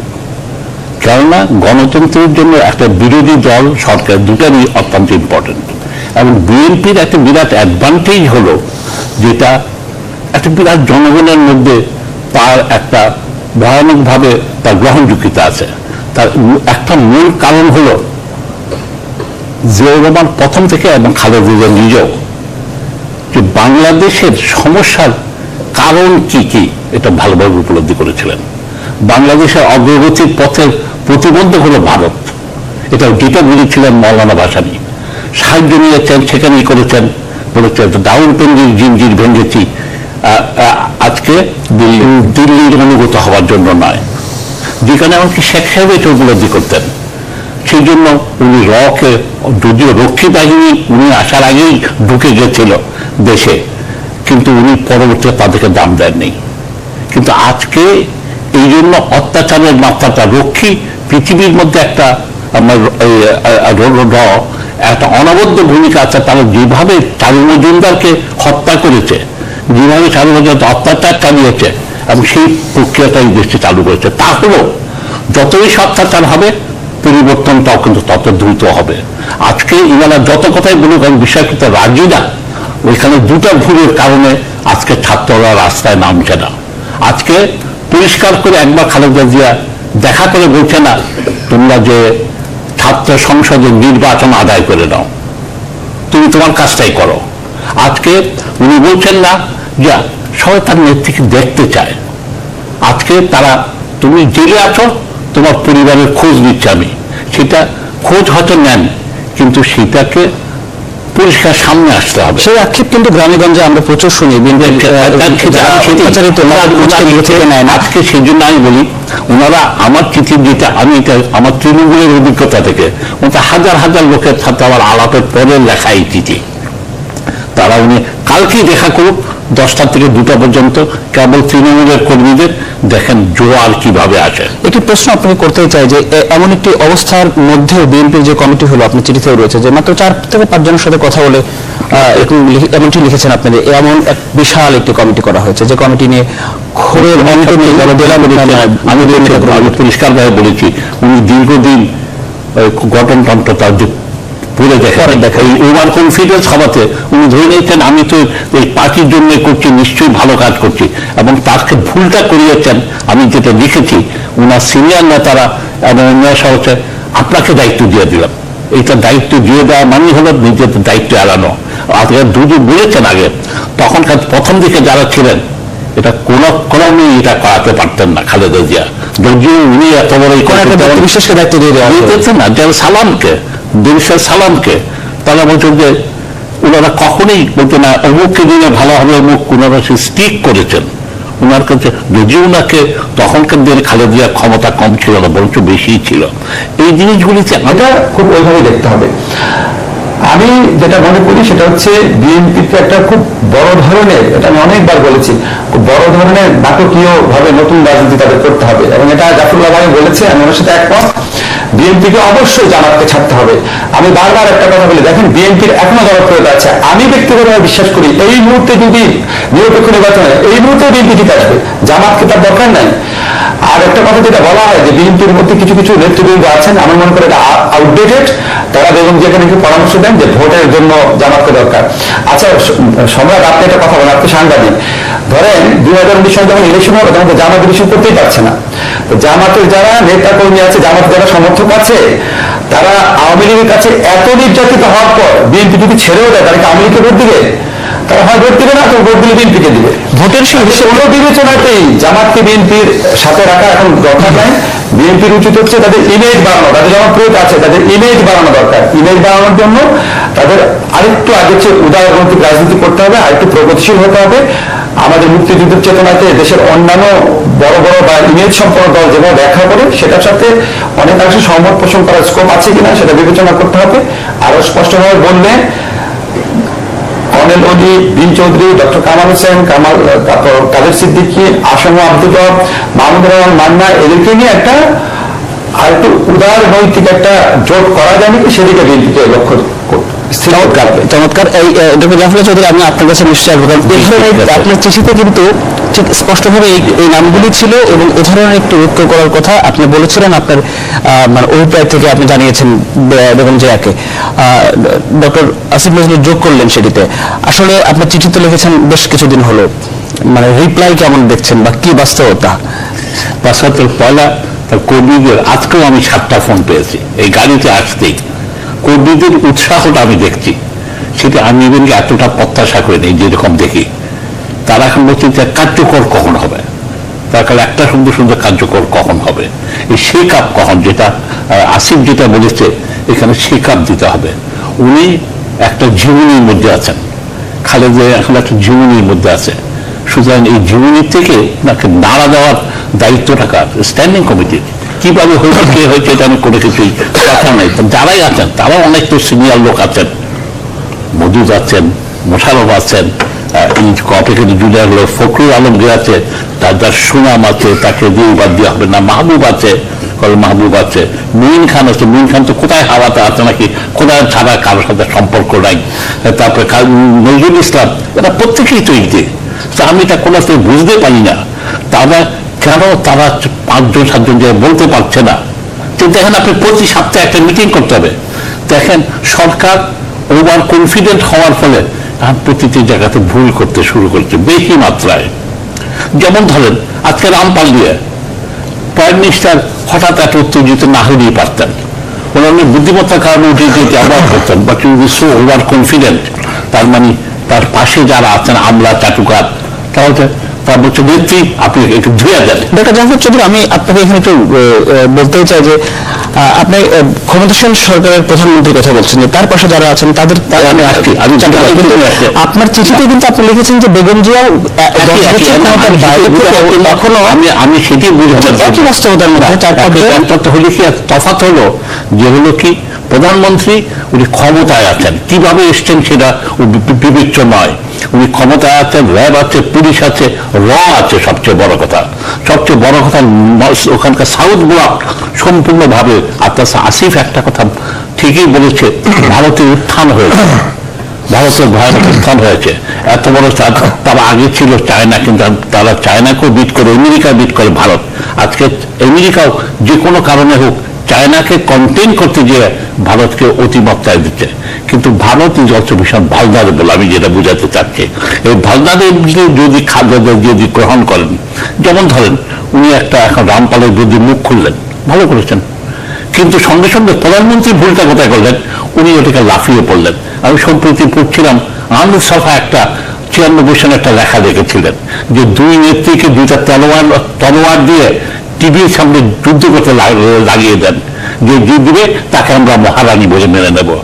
এটা আনন্দ সভার পক্ষ থেকে কিন্তু বলা হয় দুর্নীতির আগে যে অবস্থান সেখানে কিন্তু বেগম জিয়া অনেকখানি পিছিয়ে পড়েছেন। না, সেটা আপনি পিছিয়ে পড়েছে, সেটাতে আছে কি একটা স্টেজের আগে পিছিয়ে আছে। শেখ হাসিনার রাজনৈতিক ক্যারিশমা এখন বেড়েছে, এটা কোনো সন্দেহ নেই, কিন্তু আমার সঙ্গে সঙ্গে ভুল হচ্ছে, ওভার কনফিডেন্স। এখন ওভার কনফিডেন্স দেখেন, আমি বলি ওভার কনফিডেন্স হওয়ার ফলে ভুলগুলি কোথায় কোথায় হচ্ছে আমি একটু করে বুঝিয়ে বলি।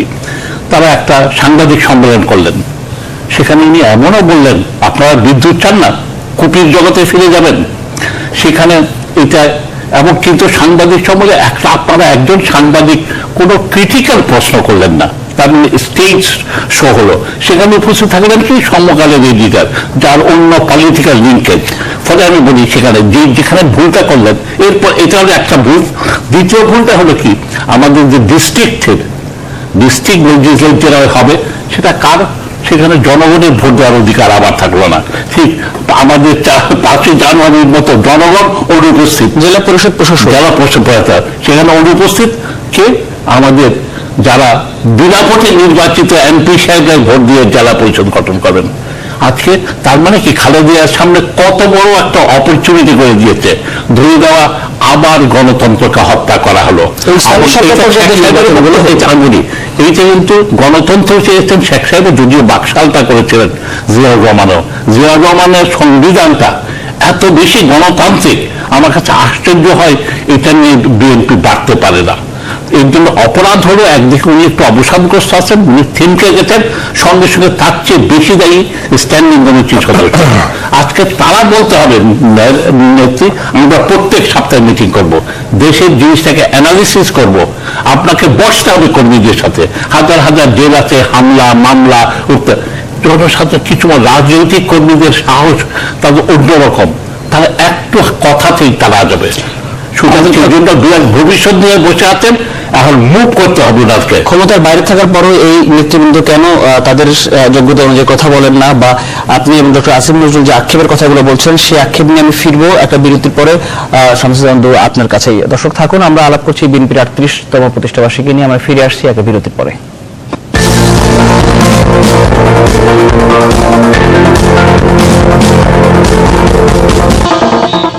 দর্শক আবারও স্বাগত আমাদের জনতন্ত্র গণতন্ত্র অনুষ্ঠানে। আমরা আলাপ করছিলাম বিএনপির 38তম প্রতিষ্ঠাবার্ষিকী নিয়ে। আমাদের সাথে 3 জন অতিথি রয়েছেন। আমার ডান পাশে রয়েছেন ডক্টর জাফরুল্লাহ চৌধুরী, সর্বডানে রয়েছেন শামসুজ্জামান দুদু, বিএনপির ভাইস চেয়ারম্যান, এবং আমাদের সাথে যুক্ত রয়েছেন ডক্টর আসিফ নজরুল, ঢাকা বিশ্ববিদ্যালয়ের আইন বিভাগের শিক্ষক। আমরা 3 জনের সাথে কথা বলছিলাম। শামসুজ্জামান দুদু, আপনার কাছে ফিরতে চাই। ডক্টর আসিফ নজরুল এবং ডক্টর জাফরুল্লাহ চৌধুরী তারা তাদের নাগরিক হিসেবে আক্ষেপ থেকে, এটি গণতান্ত্রিক শাসন ব্যবস্থায় আক্ষেপ থেকে তারা আপনাদের দল সম্পর্কে প্রত্যাশার জায়গা থেকে বলেছেন, যেগুলো আপনি নিশ্চয়ই শুনছিলেন। এগুলো উত্তর আসলে কি? আপনি তো বিএনপি ভাইস চেয়ারম্যান। না, আমি আসিফ নজরুলকে ধন্যবাদ দিব। তাহলে তখন কেমন ছিল? বিএনপি এই পর্যায়ে এসে যে নেতা যুক্ত হচ্ছেন, তিনি তো বিএনপি দেখে হতাশ হতে পারেন, কিন্তু বিএনপির তো মানে আজকের যে বাস্তবতা, সেই বাস্তবতা তো বিএনপি ছিল না, সেটাই জানতে চাচ্ছিলাম। জি, আমি সেটা বললামই। তখনকার বিএনপি, তখন জিয়াউর রহমান সাহেব খুবই জনপ্রিয় একজন শাসক ছিলেন। এটা ওই সময় যারা মানে একটু প্রাপ্তবয়স্ক প্রত্যেকের স্মরণে থাকার কথা। উনি যখন মারা যান তখন তার ইতিহাসে সবচেয়ে বড় একটা জানাজা হয়েছিল, এবং মানুষের একটা বিরাট সিম্প্যাথি ছিল বিএনপির প্রতি, বিশাল সিম্প্যাথি ছিল। ওই সিম্প্যাথি বিএনপিকে অনেকটা এগিয়ে নিয়ে গিয়েছিল। জিয়াউর রহমান সাহেব যখন দেশ শাসন করতেন, তখন তার মন্ত্রিসভার বিরুদ্ধে বড় ধরনের কোনো দুর্নীতির কোনো অভিযোগ আসে নাই, এবং উনি আমার ব্যক্তিগত অভিমত হচ্ছে উনি দক্ষ শাসক ছিলেন, এবং উনি গ্রাম পর্যায়ে মানুষের সাথে মিশতেন, প্রচন্ড পরিশ্রম করতেন, মানুষের সাথে ওনার যোগাযোগ ছিল। তো ওই জনপ্রিয়তা বেগম খালেদা জিয়া এগিয়ে নিয়ে গিয়েছিলেন, কিন্তু বেগম খালেদা জিয়ার বিএনপি তখন টেস্টেড হয়নি। মানে ওরা ক্ষমতা এনে কিভাবে দেশ পরিচালনা করবে, তখন মানুষ সেটা দেখে নাই। পরবর্তীকালে যখন বিএনপি এসছে, প্রথম বেগম খালেদা জিয়ার যে সরকারটা 1991-এ, সেটা অনেক ক্ষেত্রেই ভালো ছিল, কিন্তু পরবর্তীকালে লাস্ট যে বিএনপির গভর্নমেন্টটা 2001, ওই সময় খুবই মর্মান্তিক কিছু ঘটনা ঘটে যায়। যেমন 21শে আগস্টের ঘটনা ঘটে। ওই সময় যারা রাজাকার ছিল এবং কুখ্যাত ঘাতক বাহিনীর যারা নেতৃত্বে ছিল, তাদের কাউকে কাউকে মন্ত্রিত্ব দেওয়া হয়। ওই সময় বেশ কিছু বড় ঘটনা ঘটে। আপনার মনে আছে ট্রান্সপারেন্সি ইন্টারন্যাশনালের সূচকে তখন বাংলাদেশ চ্যাম্পিয়ন হয়, প্রথম আওয়ামী লীগ আমলে হয়, বিএনপির আমলে বেশ কয়েকবার হয় পরপর। এবং ওই সময় আন্তর্জাতিক সম্পর্কের ক্ষেত্রে বিএনপি একটা যোগাযোগ ব্যবস্থা করে ফেলে। ফলে আগের বিএনপি শুরু করেছে উইথ এ ক্লিন স্লেট, তাদের বার্ডেন কম ছিল, সম্পদ বেশি ছিল। এখন বিএনপির সম্পদ কম, বার্ডেন বেশি। আচ্ছা, আমি এই প্রসঙ্গে আপনার কাছে যেতে চাইবো। ডক্টর আসিফ নজরুল নিশ্চয়ই যেটা বুঝতে পেরেছেন যে আগে সম্পদ অনেক বেশি ছিল। বিএনপির সিনিয়র নেতৃবৃন্দের দিকে তাকালে আমরা দেখতে পারি সেরকম বিএনপি কিন্তু আমরা এখন দেখি না, সেভাবে গড়ে ওঠে নাই বিএনপি। এখন এসে অনেকে সেভাবে বলছেন। আসিফ নজরুল সাহেব যেটা বললেন, তার অভিজ্ঞতা থেকে, তার দেখার পর্যবেক্ষণ থেকে তার মতো করে তিনি এটা বলেছেন, এবং এর সঙ্গে খুব বেশি দ্বিমত আমার নাই। তিনি যেটা বললেন, যেমন তখনকার সামরিক স্বৈরাচারের বিরুদ্ধে আন্দোলন, এখন হচ্ছে একটা ফ্যাসিজমের বিরুদ্ধে আন্দোলন। তখন সামরিক তন্ত্র রাজনৈতিক দল হিসাবে জাতীয় পার্টির সামনে আসলো, এটা দল হিসাবে ওইভাবে তখন দাঁড়াতে পারে নাই। আর এখন হচ্ছে বাংলাদেশ আওয়ামী লীগের একেবারে নিচ থেকে উপর পর্যন্ত তারা একটা শক্তি শুধু বললে ভুল হবে, ফ্যাসিবাদ একটি শক্তি, যে শক্তিকে সবকিছুকে অর্থাৎ আইন শৃঙ্খলা থেকে প্রশাসন একটা মানে একটা ভয়ভীতি সৃষ্টি, একটা আপনার ফ্যাসিবাদের প্রধান লক্ষণটা হচ্ছে একটা ভয়ভীতির মধ্যে দেশটাকে নিয়ে যাওয়া, সেটা তারা করছেন। তিনি বলছেন যে তখন একটা অভিজ্ঞ নেতৃত্ব বেগম জিয়ার পাশে ছিলেন, যারা তাকে পরামর্শ দিয়েছেন, যারা তাকে এগিয়ে নিয়ে গেছেন, যারা তারা আন্দোলন।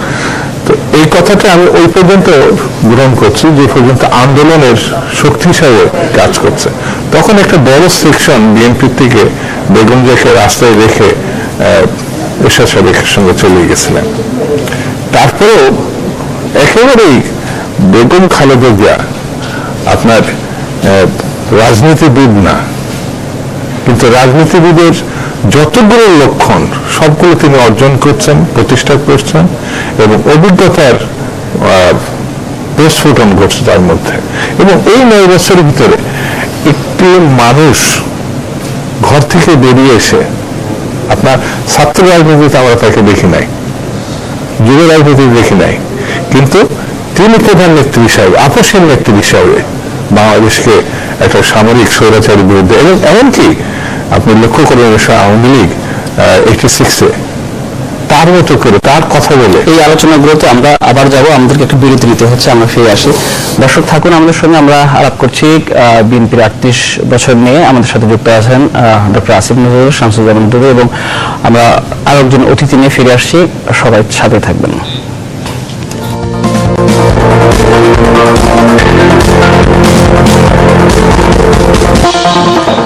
দর্শক আবারও স্বাগত আমাদের গণতন্ত্র অনুষ্ঠানে। আমরা আলাপ করছি বিএনপির 38তম প্রতিষ্ঠাবার্ষিকী উপলক্ষে। আমাদের সাথে রয়েছেন, যুক্ত রয়েছেন ডক্টর আসিফ নজরুল, আমাদের স্টুডিওতে রয়েছেন শামসুজ্জামান দুদু, বিএনপির ভাইস চেয়ারম্যান, এবং এইমাত্র যুক্ত হলেন ডক্টর জাফরুল্লাহ চৌধুরী। অসংখ্য ধন্যবাদ আমাদের আয়োজনে আসবার জন্য। আপনি নিশ্চয়ই বুঝতে পারছেন আজকে কি বিষয় নিয়ে আলাপ করব। সেটি শামসুজ্জামান দুদু আপনি বলছিলেন যে সেই সময়ের বিএনপির পরের বিএনপির চেহারাটা, যেটি বলছিলাম আর কি আসিফ নজরুলের কথার প্রেক্ষিতে, যে বেগম খালেদা জিয়া তার পাশে একটা অভিজ্ঞ টিম ছিল, যেটাকে উনি সিনিয়র হিসাবে করলেন। আজিজুল হক সাহেব ছিলেন, মুস্তাফিজুর রহমান সাহেব ছিলেন, আমাদের খন্দকার দেলোয়ার সাহেব ছিলেন, মানে এমনকি ডি চৌধুরী সাহেব ছিলেন, একটা বড় টিম ছিলেন।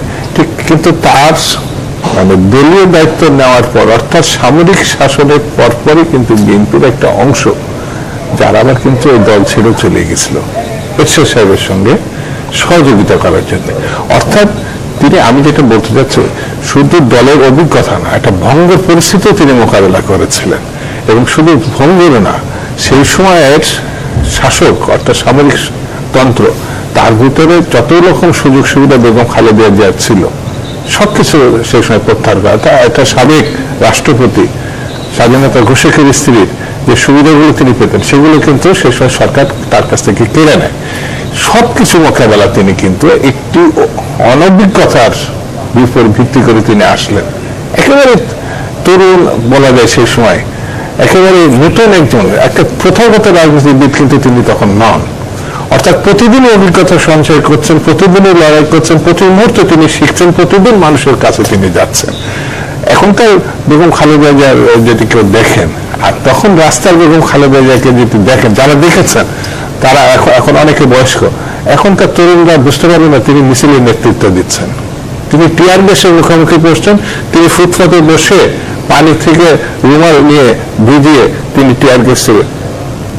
এই বেগম খালেদা জিয়া, এর সঙ্গে মিলবেন শেখ মুজিবুর রহমান, বঙ্গবন্ধু শেখ মুজিবুর, মৌলানা ভাসানীর, মিলবেন পাকিস্তানের 69 গণঅভ্যুত্থানের সেই সময় যে ঘটনা, সেই পরিস্থিতি সঙ্গে বেগম খালেদা জিয়ার রাজনৈতিক আন্দোলন অনেক সাদৃশ্যতা পাওয়া যাবে। ডক্টর জাফরুল্লাহ চৌধুরী, এই স্মৃতি নিশ্চয়ই আপনার কাছে আরো বিস্তীর্ণ, আরো অনেক ভাবে, শুধু রাজপথ না, তার আগে থেকে আপনি পরিবারের সাথে যুক্ত, আমরা খুব ভালোভাবে সেটা জানি। এবং আপনি আপনার অনুরাগ, আপনার প্রত্যাশার কথা জানিয়েছেন নানান ভাবে, সেটিও আমরা জানি। এত কিছু জানানোর পরও 38 বছরে এসে আমরা তো আরো আলোচনা করব। প্রথমেই জানতে চাই যে কি হলো আসলে? আপনার প্রত্যাশার জায়গা থেকে এখন কোথায় রয়েছে আমরা, কোথায় রয়েছে অন্তত বিএনপি? বিএনপির আমি এখন ব্যক্তিতে বিরাট ভবিষ্যতের একটা সম্ভাবনাময় একটাই, এবং তার নেতৃত্বে যেটা দুদু বলছিল যে খালেদা জিয়ার যেটা তার যখন বয়স কম ছিল এইটা ছিল উনার একটা, উনি শিখেছেন, উনি কিন্তু জিয়াউর রহমান তাকে সৃষ্টি করে নাই। একটা জিনিস মনে রাখতে হবে, খালেদা জিয়া তার নিজের সিস্টেম, সে নিজেই নিজেকে প্রতিষ্ঠিত করেছেন। আমি বলি তার একটা চিত্র যদি মনে করেন, যখন জিয়াউর রহমান মারা গেলেন তখন এরশাদ সাহেব তার সোফা সেটের মধ্যে জিয়াউর রহমানের ছবিটা বসিয়ে রাখতেন, তারপরে দেখি সব জিয়াউর রহমানের ওই পাদুকা রেখে শাসনের মতো এই করতেন। কিন্তু হঠাৎ একদিন যখন দেখলেন যে সে ছবি নাই, খালেদা জিয়া বুঝে ফেললেন সমস্যাটা কোথায় হবে। এখানে এক মুহূর্তের মধ্যে উনি সম্পূর্ণ করলেন। যেমন ধরেন যেটা দুটি বছর যে কুরবানিতে তাকে অ্যারেস্ট করা হলো, সেই ডেটাতে আমি তখন সেদিন আমি এক্সট্রা আপনি সর্বনাশ করতেন, আপনার মহাবিপদ হবে, আপনি ওনাকে তাড়াতাড়ি ছেড়ে দেন। আমি ওনার সাথে নিগোসিয়েট করি, বলতে উনি এখন কোনো নিগোসিয়েট করবে না। আপনি দেখেন মেয়ে মানুষের আজকে একটা ছেড়ে দেন, কিন্তু নিগোসিয়েট করবে না, উনি অত্যন্ত একরোখা। এখন খালেদা জিয়াও জীবিত, এরশাদ সাহেবও জীবিত, আপনিও জীবিত। আমি বলি এই জাতির মধ্যে দিয়ে যেটা হবে কি, খালেদা জিয়া তার নিজে প্রতিষ্ঠিত করেছেন নিজেকে। তার একটা মানুষ বোধহয় একটা বিপদে পড়ে গেলে তার হঠাৎ দিব্য দৃষ্টি খুলে যায়। আমি খালেদা জিয়াকে প্রথম দেখেছি 1972 সনে। সেদিন আমার কাছে মনে হয়নি যে এই ভদ্রমহিলা একজন আমাদের লিডারশিপে যাবেন, আমাদের দেশকে নেতৃত্ব দেবেন। সেদিন আমার কাছে আশ্চর্য মনে হয়েছে, কত লজ্জা, নম্র, দৃঢ়, তাকাতে পারেন না, কথা বলেন না, কেবল খাওয়া আগিয়ে দেন। সেই মহিলা আমাদের দেশকে এত বছর শাসন করেছেন। তবে সেখানে আমি মতে দুর্যোগটা বলতে তার চারিদিকে অনেকগুলি লোক ছিল, তারা আসিফ নজরুল এটা বলেছেন যে সে সময় বিএনপি তারা, কিন্তু সেই যুগে তো অনেক লোক এখনো আছে। তাদের সমস্যাটা কোথায় আমি বুঝি না, তাদের সমস্যাটা কোথায়? তাদের সমস্যাটা আমি দেখছি কোনো কারণে, অন্তর্নিহিত কারণটা কি আমি জানি না। তারা হয় অবসাদগ্রস্ত, এই সরকারকে ভয় পাচ্ছে প্রতিনিয়ত। তা না হলে দেখেন বিএনপির এত দেখেন, আপনি কিন্তু আপনি চিঠিতে লিখেছেন এই কথাগুলো, যে তাদের সাথে দেখুন যে দেখা হওয়ার সুযোগও কমে গেছে, এবং আপনি আক্ষেপ করে বলেছেন যে সেই সুযোগটি আরো অবারিত হওয়া উচিত। সেটা সাধারণ কর্মীর সাথে, হ্যাঁ, কিন্তু আগে তো সাধারণ কর্মীদের সাথে যদি এই অবস্থা হয়, সিরিয়াল এটা আমি বলি, উনি যদি সাধারণ কর্মীদের সাথে উনার যোগসূত্রটা শুরু করেন, আবার একটা বিএনপি বিরাট সম্ভাবনাময় আছে। বিএনপিকে টিকে থাকতে হবে, এই তো দেশের স্বার্থে একটা স্বাধীন দেশ টিকে থাকতে আমাদেরকে মনে রাখতে হবে বাংলাদেশের উপরে একটা বড় ভাই বসে আছে। এইটা এই বড় ভাইয়ের পিছনে যতদিন ছুটবে, এতে বিএনপির কোনো মঙ্গল হবে না, বাংলাদেশের কোনো মঙ্গল হবে না। আমরা কি ডক্টর আসিফ নজরুলের কাছে সেই প্রশ্নটা যেতে পারি যে ডক্টর আসিফ নজরুল আপনার কাছে যেতে চাই, যে বিএনপির কথা আপনি বলছিলেন, তার বেগম জিয়ার আশেপাশের সেই মানে ব্যক্তিত্বরা যারা ছিলেন, এখনো ডক্টর জাফরুল্লাহ চৌধুরী বলছেন অনেকে রয়েছেন, কিন্তু তাদের সাথে দলের সেই সংযোগটি নেই। কি কারণে নেই? আপনার বিশ্লেষণটা কি জানতে চাই। জাফর ভাই বলেছেন যে ওদের অনেকে অবসাদগ্রস্ত হয়ে গেছেন, এটা স্বাভাবিক। আপনি দেখেন জমিরুদ্দিন সরকার সাহেবের বয়স কত এখন, মহবুব সাহেবের বয়স কত এখন, আর 20 বছর আগে ওদের বয়স কত ছিল, এগুলো বুঝতে হবে। আর তখনকার যুগে যে অ্যাক্সেস টু ইনফরমেশন ছিল তরুণ সমাজের, তখনকার যুগে গ্লোবালাইজেশন যেই অবস্থাতে ছিল, তখন সুপার পাওয়ার হিসাবে ইন্ডিয়া তো ইমার্জিং ছিল না, তখন তো ইন্ডিয়ার বিশ্ব রাজনীতিতে এত প্রভাব ছিল না, তখন বিশ্ব রাজনীতির সমীকরণ ভিন্ন ছিল। তো সমস্ত কিছু তো চেঞ্জ হয়েছে এই 20 বছরে, দেশে এবং আন্তর্জাতিক বিভিন্ন পরিস্থিতি চেঞ্জ হয়েছে। আর বিএনপি যারা পরামর্শ ছিলেন তারা মানে অনেকে অতিমাত্রায়, আমি সরি আমার অতিমাত্রায় বৃদ্ধ হয়ে গেছেন। তারা আপডেটেড না, তারা এখন আর আপডেটেড না। ওই সময় তারা খুব আপডেটেড ছিলেন, ওই সময় তারা খুব তেজদীপ্ত ছিলেন, ওই সময় তারা খুবই পরিশ্রম করতে পারতেন। ওই জিনিসটাই একেবারে হয়তো বলতে চাইছেন অবসাদগ্রস্ত হয়ে গেছেন। আরেকটা অংশ আছে যেটা আমি খুব স্পষ্টভাবে বলতে চাই, বেগম জিয়া 2 বার, বিশেষ করে শেষবারের প্রধানমন্ত্রিত্ব কালে আরেকটা অংশ প্রচুর পরিমাণ বিত্ত মালিক হয়েছে, বিত্ত বৈভবে। তাদের এত সম্পদ জমে গেছে যে তারা কোনো রিস্ক নিতে চায় না। এবং আমি অনুষ্ঠানে সরাসরি নাম বলা রীতি বিরুদ্ধ, ভদ্রতা বিরুদ্ধ। আমরা সবাই জানি ছাত্র দল এবং যুব দলে দুদু ভাই আছেন, উনি আমাকে নিশ্চয়ই বেয়ার মি আউট। যুব দল, ছাত্র দল, এমনকি নগর বিএনপির অনেক নেতা ছিলেন যারা বেগম জিয়ার দ্বিতীয় শাসন আমাদের প্রচুর বিত্ত বৈভবের মালিক হয়েছেন। তারা ওই বিত্ত হারাতে চান না, ফলে তারা রাস্তায় নামেন না। আমি বারবার এটাই বলতে চাচ্ছি, যখন বেগম জিয়া 1988, 89, 90 সালে রাস্তায় নেমেছেন, তখন তার চারপাশে যারা ছাত্রদল ছিল, যুবদল নেতা ছিল, নগর বিএনপির নেতা ছিল, কারো গায়ে কোনো কালিমা ছিল না।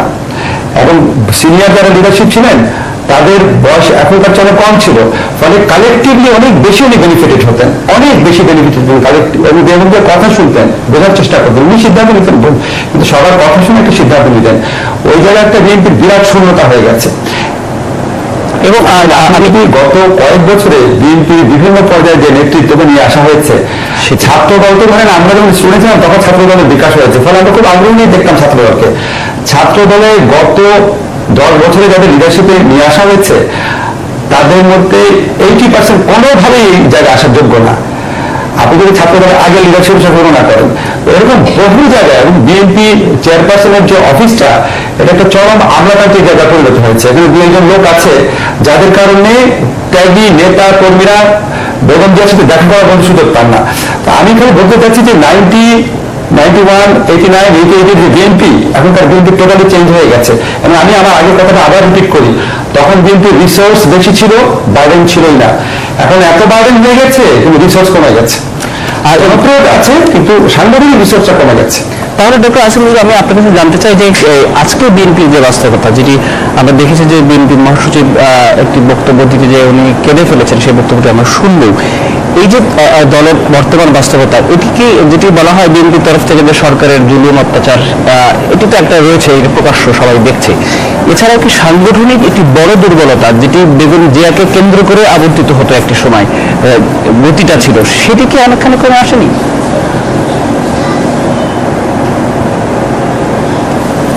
প্রথমে আমি আপনাকে বলি যে মির্জা ফখরুল দলের কর্মীদের দুরবস্থা দেখে যে ইমোশনাল হয়েছেন, কিন্তু খুবই স্বাভাবিক। বিএনপির মাঠ পর্যায়ে নেতৃবৃন্দ যেই পরিমাণ জুলুমের শিকার হচ্ছে, গুমের শিকার হচ্ছে, মামলার শিকার হচ্ছে, হামলার শিকার হচ্ছে, এইগুলি তো মহাসচিবের সবচেয়ে বেশি জানার কথা। এটা জেনে উনি যদি আবেগ বিহ্বল হন, সেটা নিয়ে বিভিন্ন পত্রপত্রিকায় যেইভাবে হালকাভাবে ঠাট্টা তামাশা করা যায়, এটা নির্মম পর্যায়ে চলে গেছে। দেখেন, আমরা তো প্রধানমন্ত্রী শেখ হাসিনাকে অনেকবার আবেগ বিহ্বল হতে দেখি, শুধু পরিবারের বিপর্যয়ের কারণে না, উনি দলের কর্মীদেরকে দেখেও আবেগ বিহ্বল হন। তো এটা তো আমাদের মানবিক গুণ, বাঙালি চরিত্রের। কিন্তু এটাকে আমরা এত ম্যাগনিফাই করেছি, অনেকে আবার এরকম ব্যাখ্যা করেছে মির্জা ফখরুলের কান্না কি দলের অসহায়ত্ব। অসহায়ত্ব কেন হবে? ওনার কর্মীরা জুলুমের শিকার হচ্ছে, হাত পা চলে যাচ্ছে, গুম হয়ে যাচ্ছে, রাস্তায় ঢাকা শহরে হচ্ছে, হকারগিরি করছে। আমি তো নিজেও ছাত্র দলের অনেক নেতা কর্মীকে চিনতাম একটা সময়, যাদের জীবন ছিন্ন ভিন্ন হয়ে গেছে। তো ওইটা কান্না শুধু এখানে আসতেই পারে না, এটা বিএনপির রিভলিউশন সাথে কোনো যোগ নাই। ওনার কান্নাটা একদম মানবিক মূল্যবোধ সম্পন্ন মানুষের কান্না।